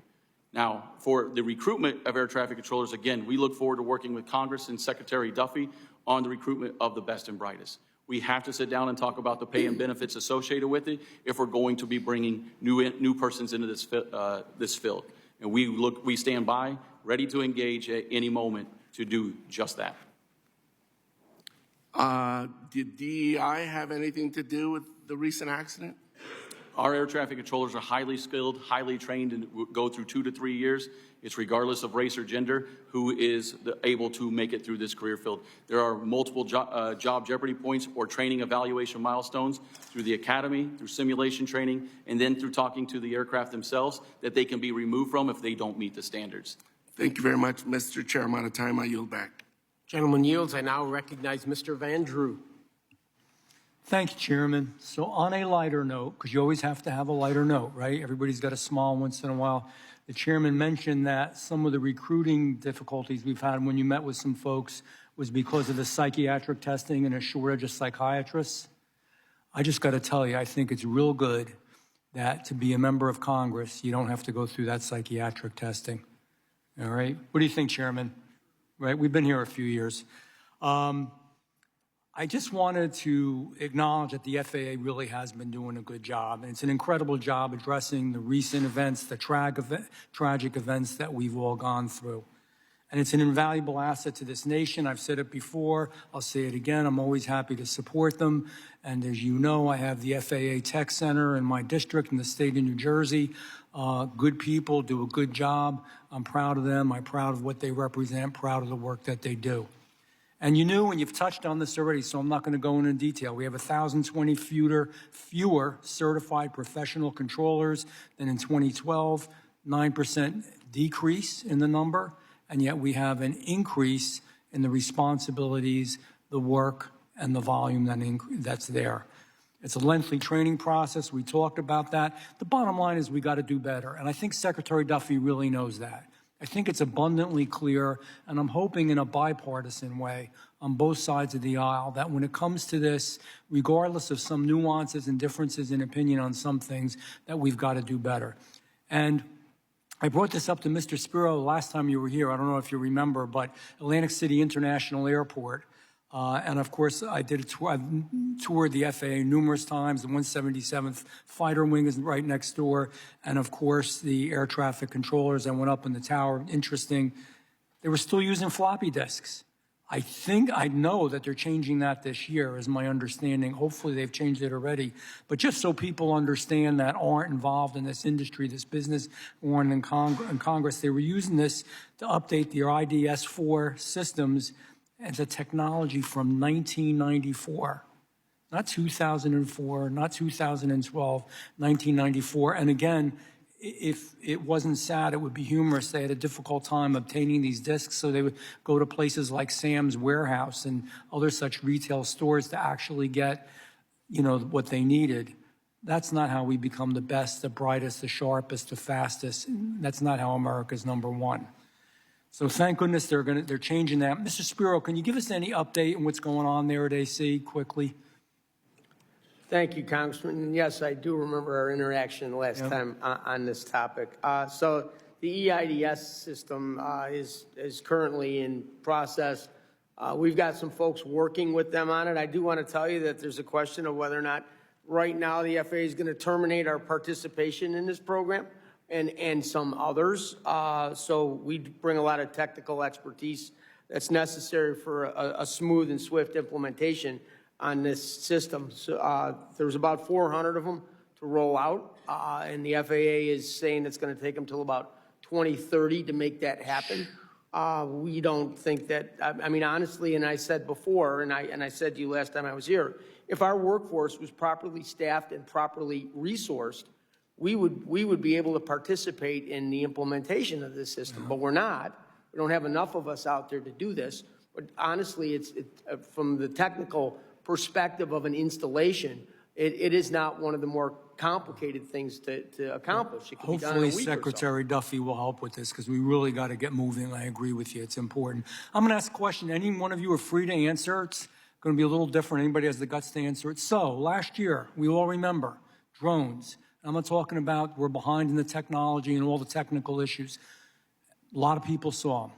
A lot of people saw them. There were sightings. The Coast Guard saw them. The nuclear plant in my district, professionals saw them. Chiefs of police were in my office the other day, and they asked if I could find out more about it. Originally, they said that they didn't know what it was. The Pentagon didn't know what it was, Department of Defense. They knew it was something, nothing to fear. They didn't know where they were going, what they had, but nothing to worry about. Then we were told that it was just backyard drones. We found out that wasn't accurate either. And now recently we've been told it was the FAA, which I don't understand, because if it was the FAA, wouldn't we have communicated? We spent a lot of money getting the Department of Defense out there, getting advanced radar systems out there that could detect if they were doing frequency skipping, spent money with the different agencies, police officers, the municipal police, chiefs of police. None of them knew what was going on. Can anybody tell me, if it was the FAA, why wasn't there some level of communication? Mr. Daniels, you look like a brave man. Congressman, I'll jump in. If it was the FAA, we have standards and rules associated with who can operate in and around the airspace for any type of drones. That means we weren't aware of it, and we remain committed to working with the agency and ensuring that situational awareness occurs in and around all of our airports. Yeah, well, that's good and all, and I'm going to yield in a second. Something's up. I don't know. It was either a gross malfunction, dysfunction in communication, horrible, or there's something more to it, one or the other. And I still don't, nobody can give me a good answer. I yield back, Chairman. Gentleman yields, and I'll recognize Mr. Stanton for 5 minutes. Thank you very much, Mr. Chairman, and for the witnesses for being here today for this critically important hearing. I also want to extend my thank you to Laurel Grant and Amy Hunter for being here and to represent all families of the victims of that horrific crash that occurred just last month and just a short distance away from where we are sitting right now. Our skies are busier than ever. Safety has to be our #1 priority. This committee has sounded the alarm about aviation workforce shortages, particularly air traffic controllers, for years. The issue has never been partisan. As my colleagues have said, we worked across the aisle to craft and pass the bipartisan Federal Aviation Administration Reauthorization Act of 2024, and it passed the House overwhelmingly. This bill lays out a clear roadmap to improve our air traffic control system, including hiring more air traffic controllers to address critical understaffing issues and updating aging air traffic control technology and systems, many of which are decades old. Paper strips and floppy disks, as Mr. Callio has recently testified. After the devastating crash at Reagan Airport and a series of incidents across the country, including 2 fatal accidents recently at Arizona airports, my colleagues and I did send a letter to Secretary Duffy 2 weeks ago calling on him to immediately implement these bipartisan improvements in the FAA reauthorization. Instead of focusing on those safety improvements, Secretary Duffy has sidestepped this committee's bipartisan informed FAA bill and invited Elon Musk and DOGE to poke around the FAA and the complex air traffic control systems. We cannot allow Silicon Valley's move fast and break things ethos to impact our commitment to safety in the United States aviation sector. Case in point, Secretary Duffy allowed DOGE to hand out pink slips to hundreds of critical air traffic control staff. That action alone should be setting off alarm bells for every member of this committee concerned about maintaining the gold standard in aviation safety. Mr. Spero, as my colleagues and I have mentioned here today, the recent firings at the FAA targeted some safety specialists, including members of Professional Aviation Safety Specialists, or PASS. Can you briefly speak to the importance of these individuals who were fired and the impact that has on aviation safety? Congressman, thank you for the question. Thank you for recognizing the folks that we represent. I've brought up a few of them here today, but I'll talk about another handful of people. Telecommunications specialists. Some of them were fired because they're probationary employees. They have a very specific field of expertise when it comes to, and Mr. Daniels was talking about telecommunications issues. They have a very specific field of expertise when it comes to internet protocol. And of course, the agency's going through a transition right now, trying to get off of something called time domain multiplexing and going to internet protocol. And that's causing them a problem and a lot of money. In the midst of that, we fire some of those folks.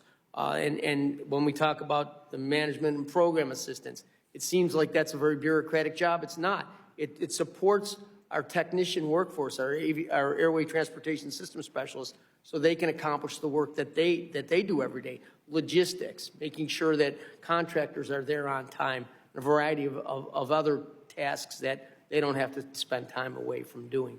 I really appreciate the answer. Mr. Daniels, excuse me. Some in the industry are calling for limits to Article 114 activities, which obviously promotes labor management, discussion, conversation on improving our national aviation systems, including safety. What would be the consequences of changes in relation to aviation safety? Congressman, I appreciate the question. There's no better example than between 2006 and 2009. When the FAA and the NACA did not have an agreement in place, there were 0 technologies implemented or actually deployed to the field for 3 consecutive years when NACA SMEs weren't, subject matter experts weren't involved. It cannot be a system where you don't involve the very people who work with the equipment day in and day out. Leadership 101 is you go and work with those closest to the issue. We are the ones closest to the issue. We will continue to seek solutions that are a cost savings to the taxpayers, and that is our commitment. We really appreciate that, and bringing labor and management to the table has real benefits, including on aviation safety. Finally, we can be creative in finding solutions to staffing problems. The FAA Contract Tower Program is one of the FAA's most successful government industry partnerships. The FAA Reauthorization Act included my provision directing FAA to establish a pilot program to convert high-activity air traffic control towers operating under the Contract Tower Program to FAA-staffed visual flight rule towers. And I just wanted to make note that that is a program that we need to implement and move forward with. It's important in my district, including Phoenix Mesa Gateway Airport. And with that, I yield back. Gentleman yields. Mr. Master, recognized. Thank you, Chairman. I'm like everybody else. I'm going to pick on Mr. Daniels for a little while here. Good to see you all. Are you an air traffic controller yourself? Congressman, yes, sir, I am for 26 years. Went to school when? I am currently assigned Fort Worth Center Air Traffic Control Center. You went to school when? I went to school as a high school graduate in Fort Worth, Texas. As an air traffic controller? No, I went through high school and then went to the United States Marine Corps at the age of 19, where I learned my skills as an air traffic controller. And how well did they transfer over from military service into civilian air traffic controlling? The basics of air traffic control in general are learned and understood, but every facility is unique, and it takes years to transition into that facility. So when I moved from the Marine Corps into Addison Tower, it took months, it took almost a year to get fully up to speed. And then when I went from Addison Tower to Fort Worth Center, it took approximately 2 years for me to train there. What was your MOS title? 7252, 7253, Tower and Radar Air Traffic Controller. Very good. And so to just be clear, then and today, whatever branch of the military you are, whether you're that in the Marine Corps, whether you're a JTAC in the Air Force or whatever, it transitions, but it doesn't transition just like that with the click of a finger. Congressman, that's correct. You have to go through the trainings and standards for the entire system and then for the facility specific. Okay. Now, walk me through. I'm trying to understand just the training pipeline for air traffic controllers, right? When you started the actual schooling portion of becoming an air traffic controller, is it pretty similar today to what it was when you went through? When I went through the Marine Corps, it was its own specific as a civilian.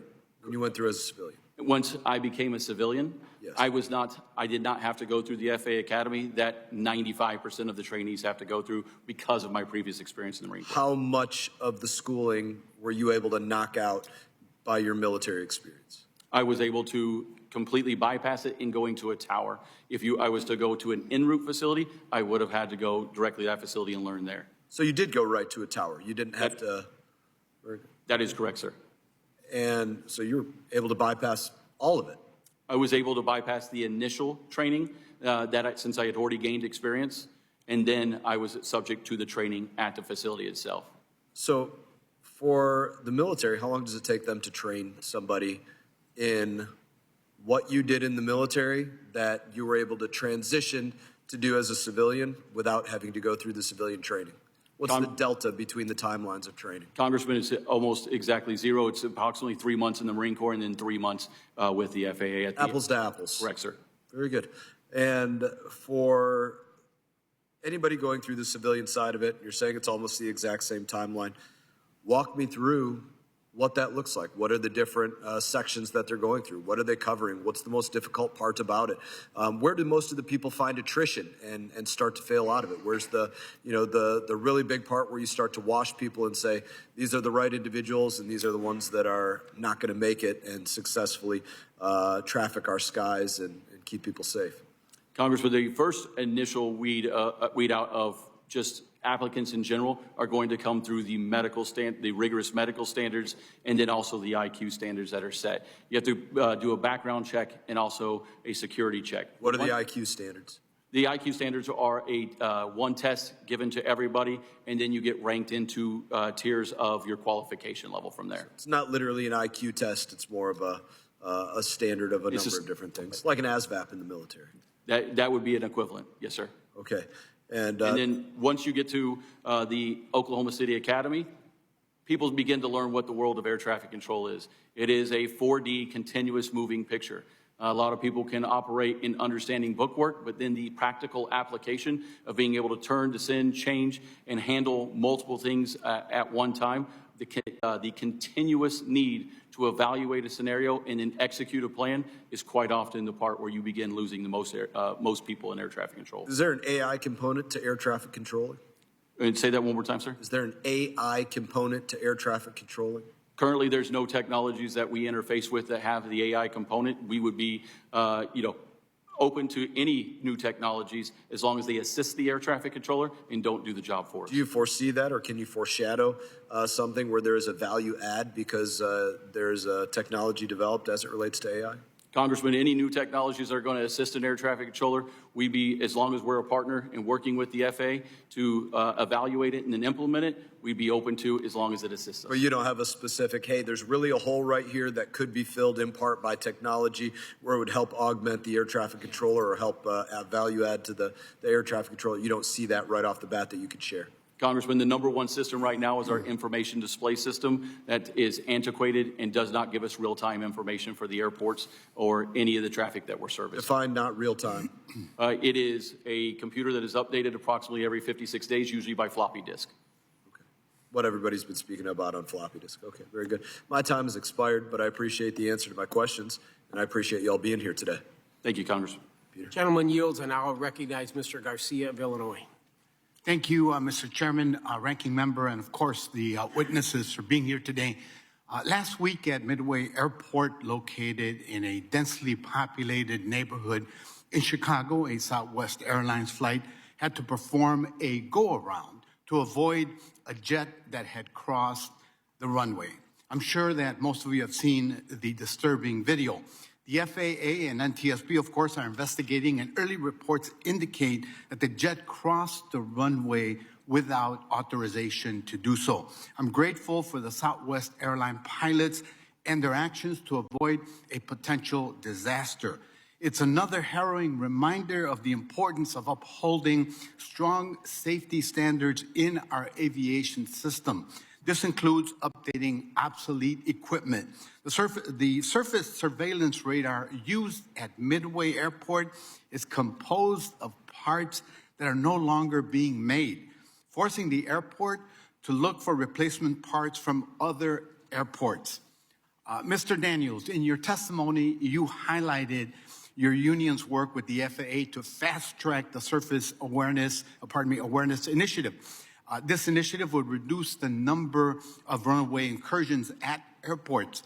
Can you talk about why collaboration between your organization and the FAA in this initiative is so important and why funding upgrades to infrastructure is critical for safety? Congressman, thank you for the question. It is a great example of success. When two parties get together and actually go out and procure a piece of equipment that we agree is needed and necessary and fits the bill instead of it being purchased in advance and then given to us and say, can you make this thing work? That is what usually sets us behind day in and day out. But our involvement was making sure that it was going to not only suit the controller's needs, but it could be also rapidly deployed, given the proper long-term funding at the other facilities that is needed as well that don't have any level of a surface awareness. Thank you for that. Next, I'd like to discuss troubling reports that the FAA is looking to cancel a contract with Verizon to design, build, and operate. A few of my colleagues have addressed this. The FAA's new communications platform and to replace it with Elon Musk's Starlink. If that's not corruption, I don't know what is. Canceling this federal contract will bring costly litigation and show the work already being, and it will slow the work already being done. Where is the efficiency in that? Elon Musk's meddling with the federal workforce has also caused fear among air traffic controllers. Roy Guerrero, an air traffic controller at Midway, for example, is concerned about the threats to his livelihood. He received an infamous Musk email asking what he accomplished last week. What's he supposed to reply? Why is an air traffic controller entrusted with the lives of the flying public in one shift being asked this question? We need to be hiring as many air traffic controllers as we can to meet the increasing demand for air travel. We need to be acting with the urgency to improve our aging infrastructure, not breaking contracts. Mr. Daniels, how damaging would a delay to the FAA's Enterprise Network Services program be to aviation safety? Congressman, thank you for the question. Every time that we have delays associated with a lack of equipment, it reduces the capacity at the airport. Everything from telecommunications to the normal equipment that we access and use. We'll either have to figure out a way to work around it. Can we mitigate that risk? Because that's ultimately what safety is about. Can we mitigate the risks that are in front of us? And if we can't mitigate that risk, we have to begin reducing the capacity of the actual airspace to protect and preserve the safety of the American flying public. And could I add to that, thus the urgency of moving ahead with the legislation that we've passed here on a bipartisan basis to ensure that the flying public can continue to have confidence in our system? Congressman, I know that I stand shoulder to shoulder with everyone that's on this panel of applauding this committee's work on the FAA reauthorization of 2024, and we cannot derail that progress now by focusing on anything else than the crisis at hand. Thank you, Mr. Daniels, all of the witnesses, and with that, I yield back, Mr. Chair. Gentleman yields. Mr. DeSanya, you're recognized. Thank you, Mr. Chairman. I really want to thank all the panel members. Having sat here and listened to your testimony, the sense of urgency that you all expressed was both frustrating because I share your urgency. I'm very happy with the work we did and all the comments you did, but frustrated in how we get to this position in this wonderful industry with everyone has recognized how American leadership on aviation safety and the ability for Americans to travel, really quite remarkable, but that we let this crown jewel in many ways get to this point. And now my bill, the Safe Landings Act, which was a result of the near miss at SFO 11 years ago, where Air Canada flight came within 59 feet of landing on 3 loaded airplanes. And if it wasn't for the alertness of a United co-pilot, seeing he had lined up incorrectly, we wouldn't have gotten all those things. So the good news is we're all engaged. We need to ramp up what we reauthorized and then start filling the blanks. Mr. Callio, I was really struck by your comments, and I'm struck by it in contrast to a lot of the political debate right now about this partnership. Clearly, the aviation industry needs the public sector. This is public-private partnerships, but this is a model for your shareholders, for your I mean, I've always argued it's a low return on investment business, but we still need to have investors, and we've got to respect them.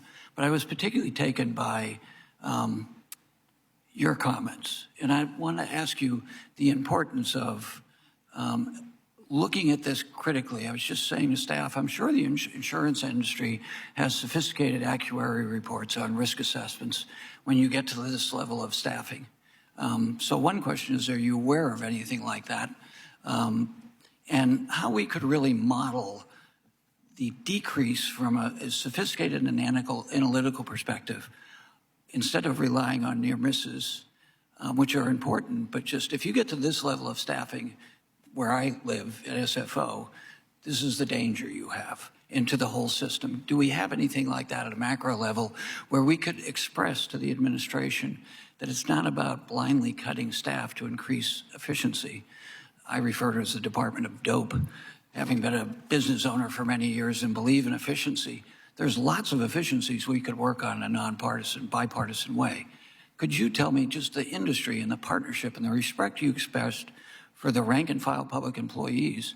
We don't have safety if we don't have competent rank and file public employees at the FAA. Could you just add to that comment? And if there are such analytics in your industry that you're aware of that would better help us guide the urgency of your testimony in getting the reauthorization amped up, but also further funding? Thank you, Congressman. There are analytics that we can get to you and provide to you. We look at them all the time. Obviously, our members look at them within their own companies to find the efficiencies, make sure they have the employees that they have. Overall, I would say there have been failings in terms of efficiencies, in terms of how money has been spent, how technology has been employed or not employed. And that's what I would urge this committee, frankly, to keep its focus on. We all have our parochial interests. We have a bigger issue here. We have to galvanize today to do what we can. And I would urge you to look, and we'd be happy to come in and talk about them. Yeah. We have provided short-term, medium-term, and long-term recommendations. We have the opportunity to do things right now in terms of an emergency funding bill. We could make a leap forward on where we are now. And that, I think, is incumbent upon all of us to do that. And again, keep our focus. Keep our focus. That would be great. Just a risk assessment. When we get to this staffing level, there's a higher risk. So looking at near misses are important, but there's got to be more sophisticated analytics than that. Mr. Daniels, I've mentioned this before, having been at the tower at SFO and listened to high-cost areas and the challenges in recruiting, which is where most of the volume is, in places like New York and D.C. and San Francisco and L.A. Could you speak to that a little bit? Your members have told me over and over again in California and here is you can't get young people to go into the field for a variety of reasons, but not least of which high housing costs. So the differential isn't significant enough. Congressman, thank you for the chance to address the question. We are not immune to the economy. We are not immune to having to move across and away from our families when we take and go to serve the American public in this job. We have members from coast to coast in many different areas. We will forever be bound by an airport, and those airports have high costs of living, and we must keep up with it, and we must sit down and work with this administration on the pay and benefits associated with it. And Mr. Chairman, this is an example of blue areas and red areas. Everybody travels, and they all have to go through these areas that are maybe Democratic areas just because of the volume, but your constituents, our constituents all over the country are going through them. So if we approach it from a safety perspective, that serves everyone. Thank you, Mr. Chairman. Thank you. The gentleman yields for the panel. We have votes at 1:30. I think we have 2 members yet, so we should be through here very shortly. Ms. Davids, you're recognized. Thank you, Chairman Niels, and also thank you to Ranking Member Cohen for holding this hearing today. Thank you, of course, to our witnesses for taking the time to be here. You know, millions of passengers are able to board, fly, and disembark flights in the United States every year thanks to the scores of hardworking personnel across our country and the most advanced technology in the world. Unfortunately and heartbreakingly, sometimes terrible accidents do occur, like the mid-air collision of Flight 5342, which originated in Kansas, and the military aircraft PAT-25 I do want to acknowledge and share my heartfelt condolences to the families, some of who I know showed up here today, and to all the communities that are grieving right now. Overall, the United States does still enjoy exceedingly safe national airspace and does so without a second thought. Safety isn't free, though. From fully implementing next gen and upgrading our air traffic control systems to training and retaining folks like aviation safety specialists and air traffic controllers, we have to continue to invest the time and resources to ensure that we're protecting the flying public. I do want to note that in the entire time that I've been doing this job, I have seen the professionalism and the commitment to safety of our aviation safety specialists and our air traffic controllers. And I want to continue the conversation about that human capital investment that was started earlier by my colleague, Rep. Titus. I'd like to start with a question for Mr. Spero and Mr. Daniels. Can you talk through how long is the training process for becoming a fully certified professional controller or certified airway transportation system specialist?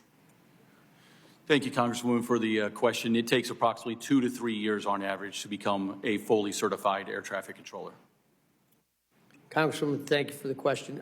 So to be an airway transportation system specialist, it depends on the field of expertise that you go into, if it's communications or radar, automation, navigational aids, but it can take typically up to 3 years to get certified on that sort of equipment. I want to add that equipment is different around the country. So you don't have one instrument landing system, you don't have one radar, you don't have one type of communication. All of those things are different around the country, so the Academy has to maintain different sorts of equipment for folks to get trained, and that does cause the pipeline to get smaller, because you're instead of using 3 classrooms to train on one thing, you're using 3 classrooms to train on 3 different things. And thank you, Mr. Spero, because that actually leads into my second question, which is, I do think it would be helpful for folks to understand why it takes so long. I mean, I'm glad that you guys go through the rigorous training, but if you could talk a little to why it takes the amount of time it does for certified professional controller or systems specialist, maybe if you could walk through the respective processes. For air traffic controllers, the primary function is once they're hired, they'll go to an academy if they meet the initial qualifications of security, medical, and background checks. Once they go, they have training evaluation milestones that they have to hit at the academy. If you don't reach a certain level of competency or ability to execute the tasks at hand, you're removed from air traffic control. Once you complete that model at the 3 years of at Oklahoma, you then move to a facility. Then you go through bookwork. If you don't meet the standards, you're removed from air traffic control. Then you have to do simulation training. Once again, if you don't meet the standards, you're removed from air traffic control. And then finally, you move into actually talking to the aircraft. And all of this is built in order to have the level of competency, have the level of understanding, so that way when it's not just the routine day or it's the complex day, it's when that moment hits that you have no idea about, that puts you to rely on those fundamentals, is why we have such a rigorous training process. Thank you. And when it comes to the airway transportation system specialists, typically they bring some of that skill set to the table already. Most of them learned navigation in the military, and then they have to go through principal schools with radar or automation, navigational aids, and it takes a significant amount of time to get that, and then have to get certified on the equipment before they're able to go to work as journeymen. Yeah, thank you. And Mr. Bunce, I will probably follow up, because I did want to kind of bring forward some of the delays that we've seen with the FAA as they've rolled out some of the next-gen elements and the timeliness of those.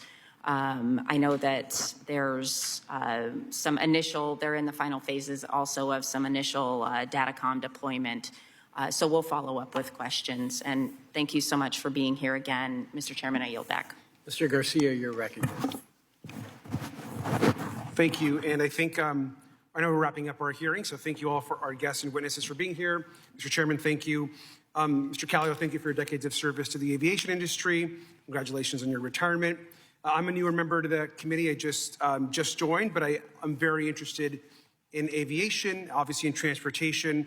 We have an airport in the city of Long Beach, which is also a city airport that we operated when I was mayor just before coming to Congress. I know that there's a lot of concern about, obviously, air safety.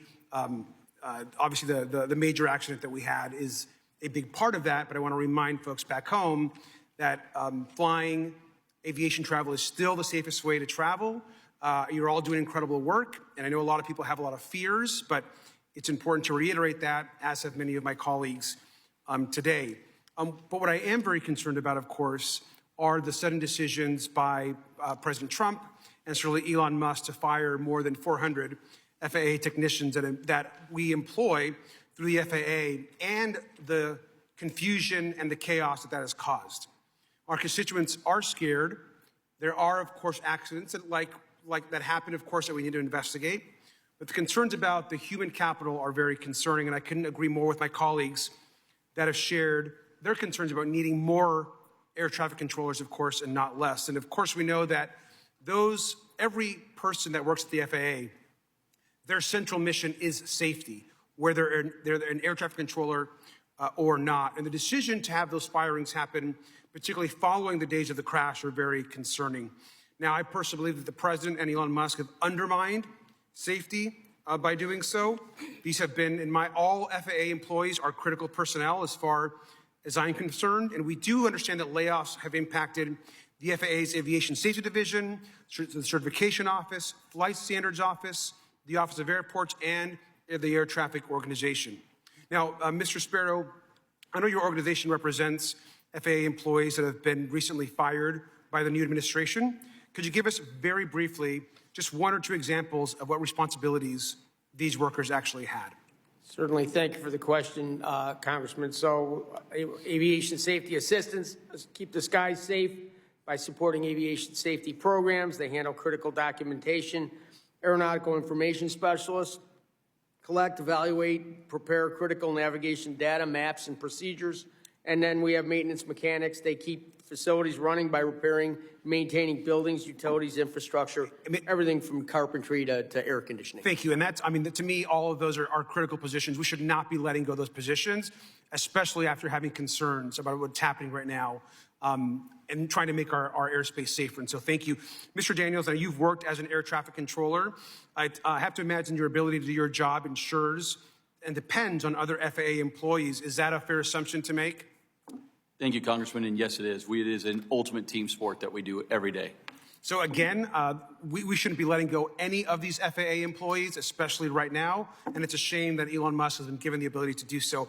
I just want to also just add, we've heard reports of another priority for Elon Musk, of course, which is potentially to abandon a 15-year, $2.4 billion FAA contract with Verizon, which in my opinion is completely shameful and in my opinion also speaks to the level of corruption that is possible in this process. We know that he wants, of course, the contract to go to his own company that he personally owns, which is SpaceX. Now, I agree with Ranking Member Larson in thinking this absolutely should concern this committee and should concern the entire Congress. I'm also worried about its impact, of course, to workers. Now, Mr. Daniels, given your experience, how much time and money could be wasted if the FAA started back at square one in the process with a new company?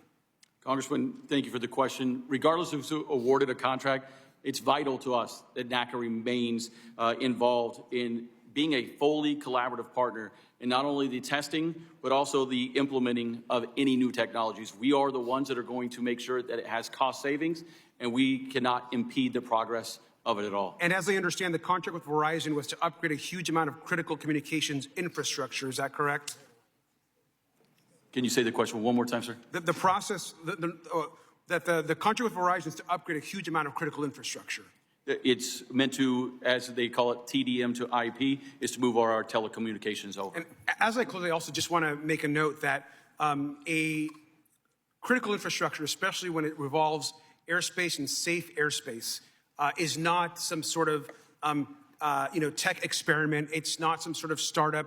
It is not something that we can just break and hope it gets fixed in the future. It is a complex complex, important project and process, and I hope that we don't move forward with giving Elon Musk the own contract for that work. And so thank you, and I yield back. Gentleman yields. Any further questions from any members of the subcommittee? Mr. Chairman.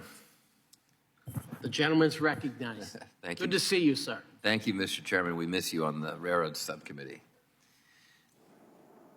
Mr. Daniels, Mr. Krause, on this Starlink contract that my colleague was referring to, how does this Starlink contract compare to the normal FAA procurement process?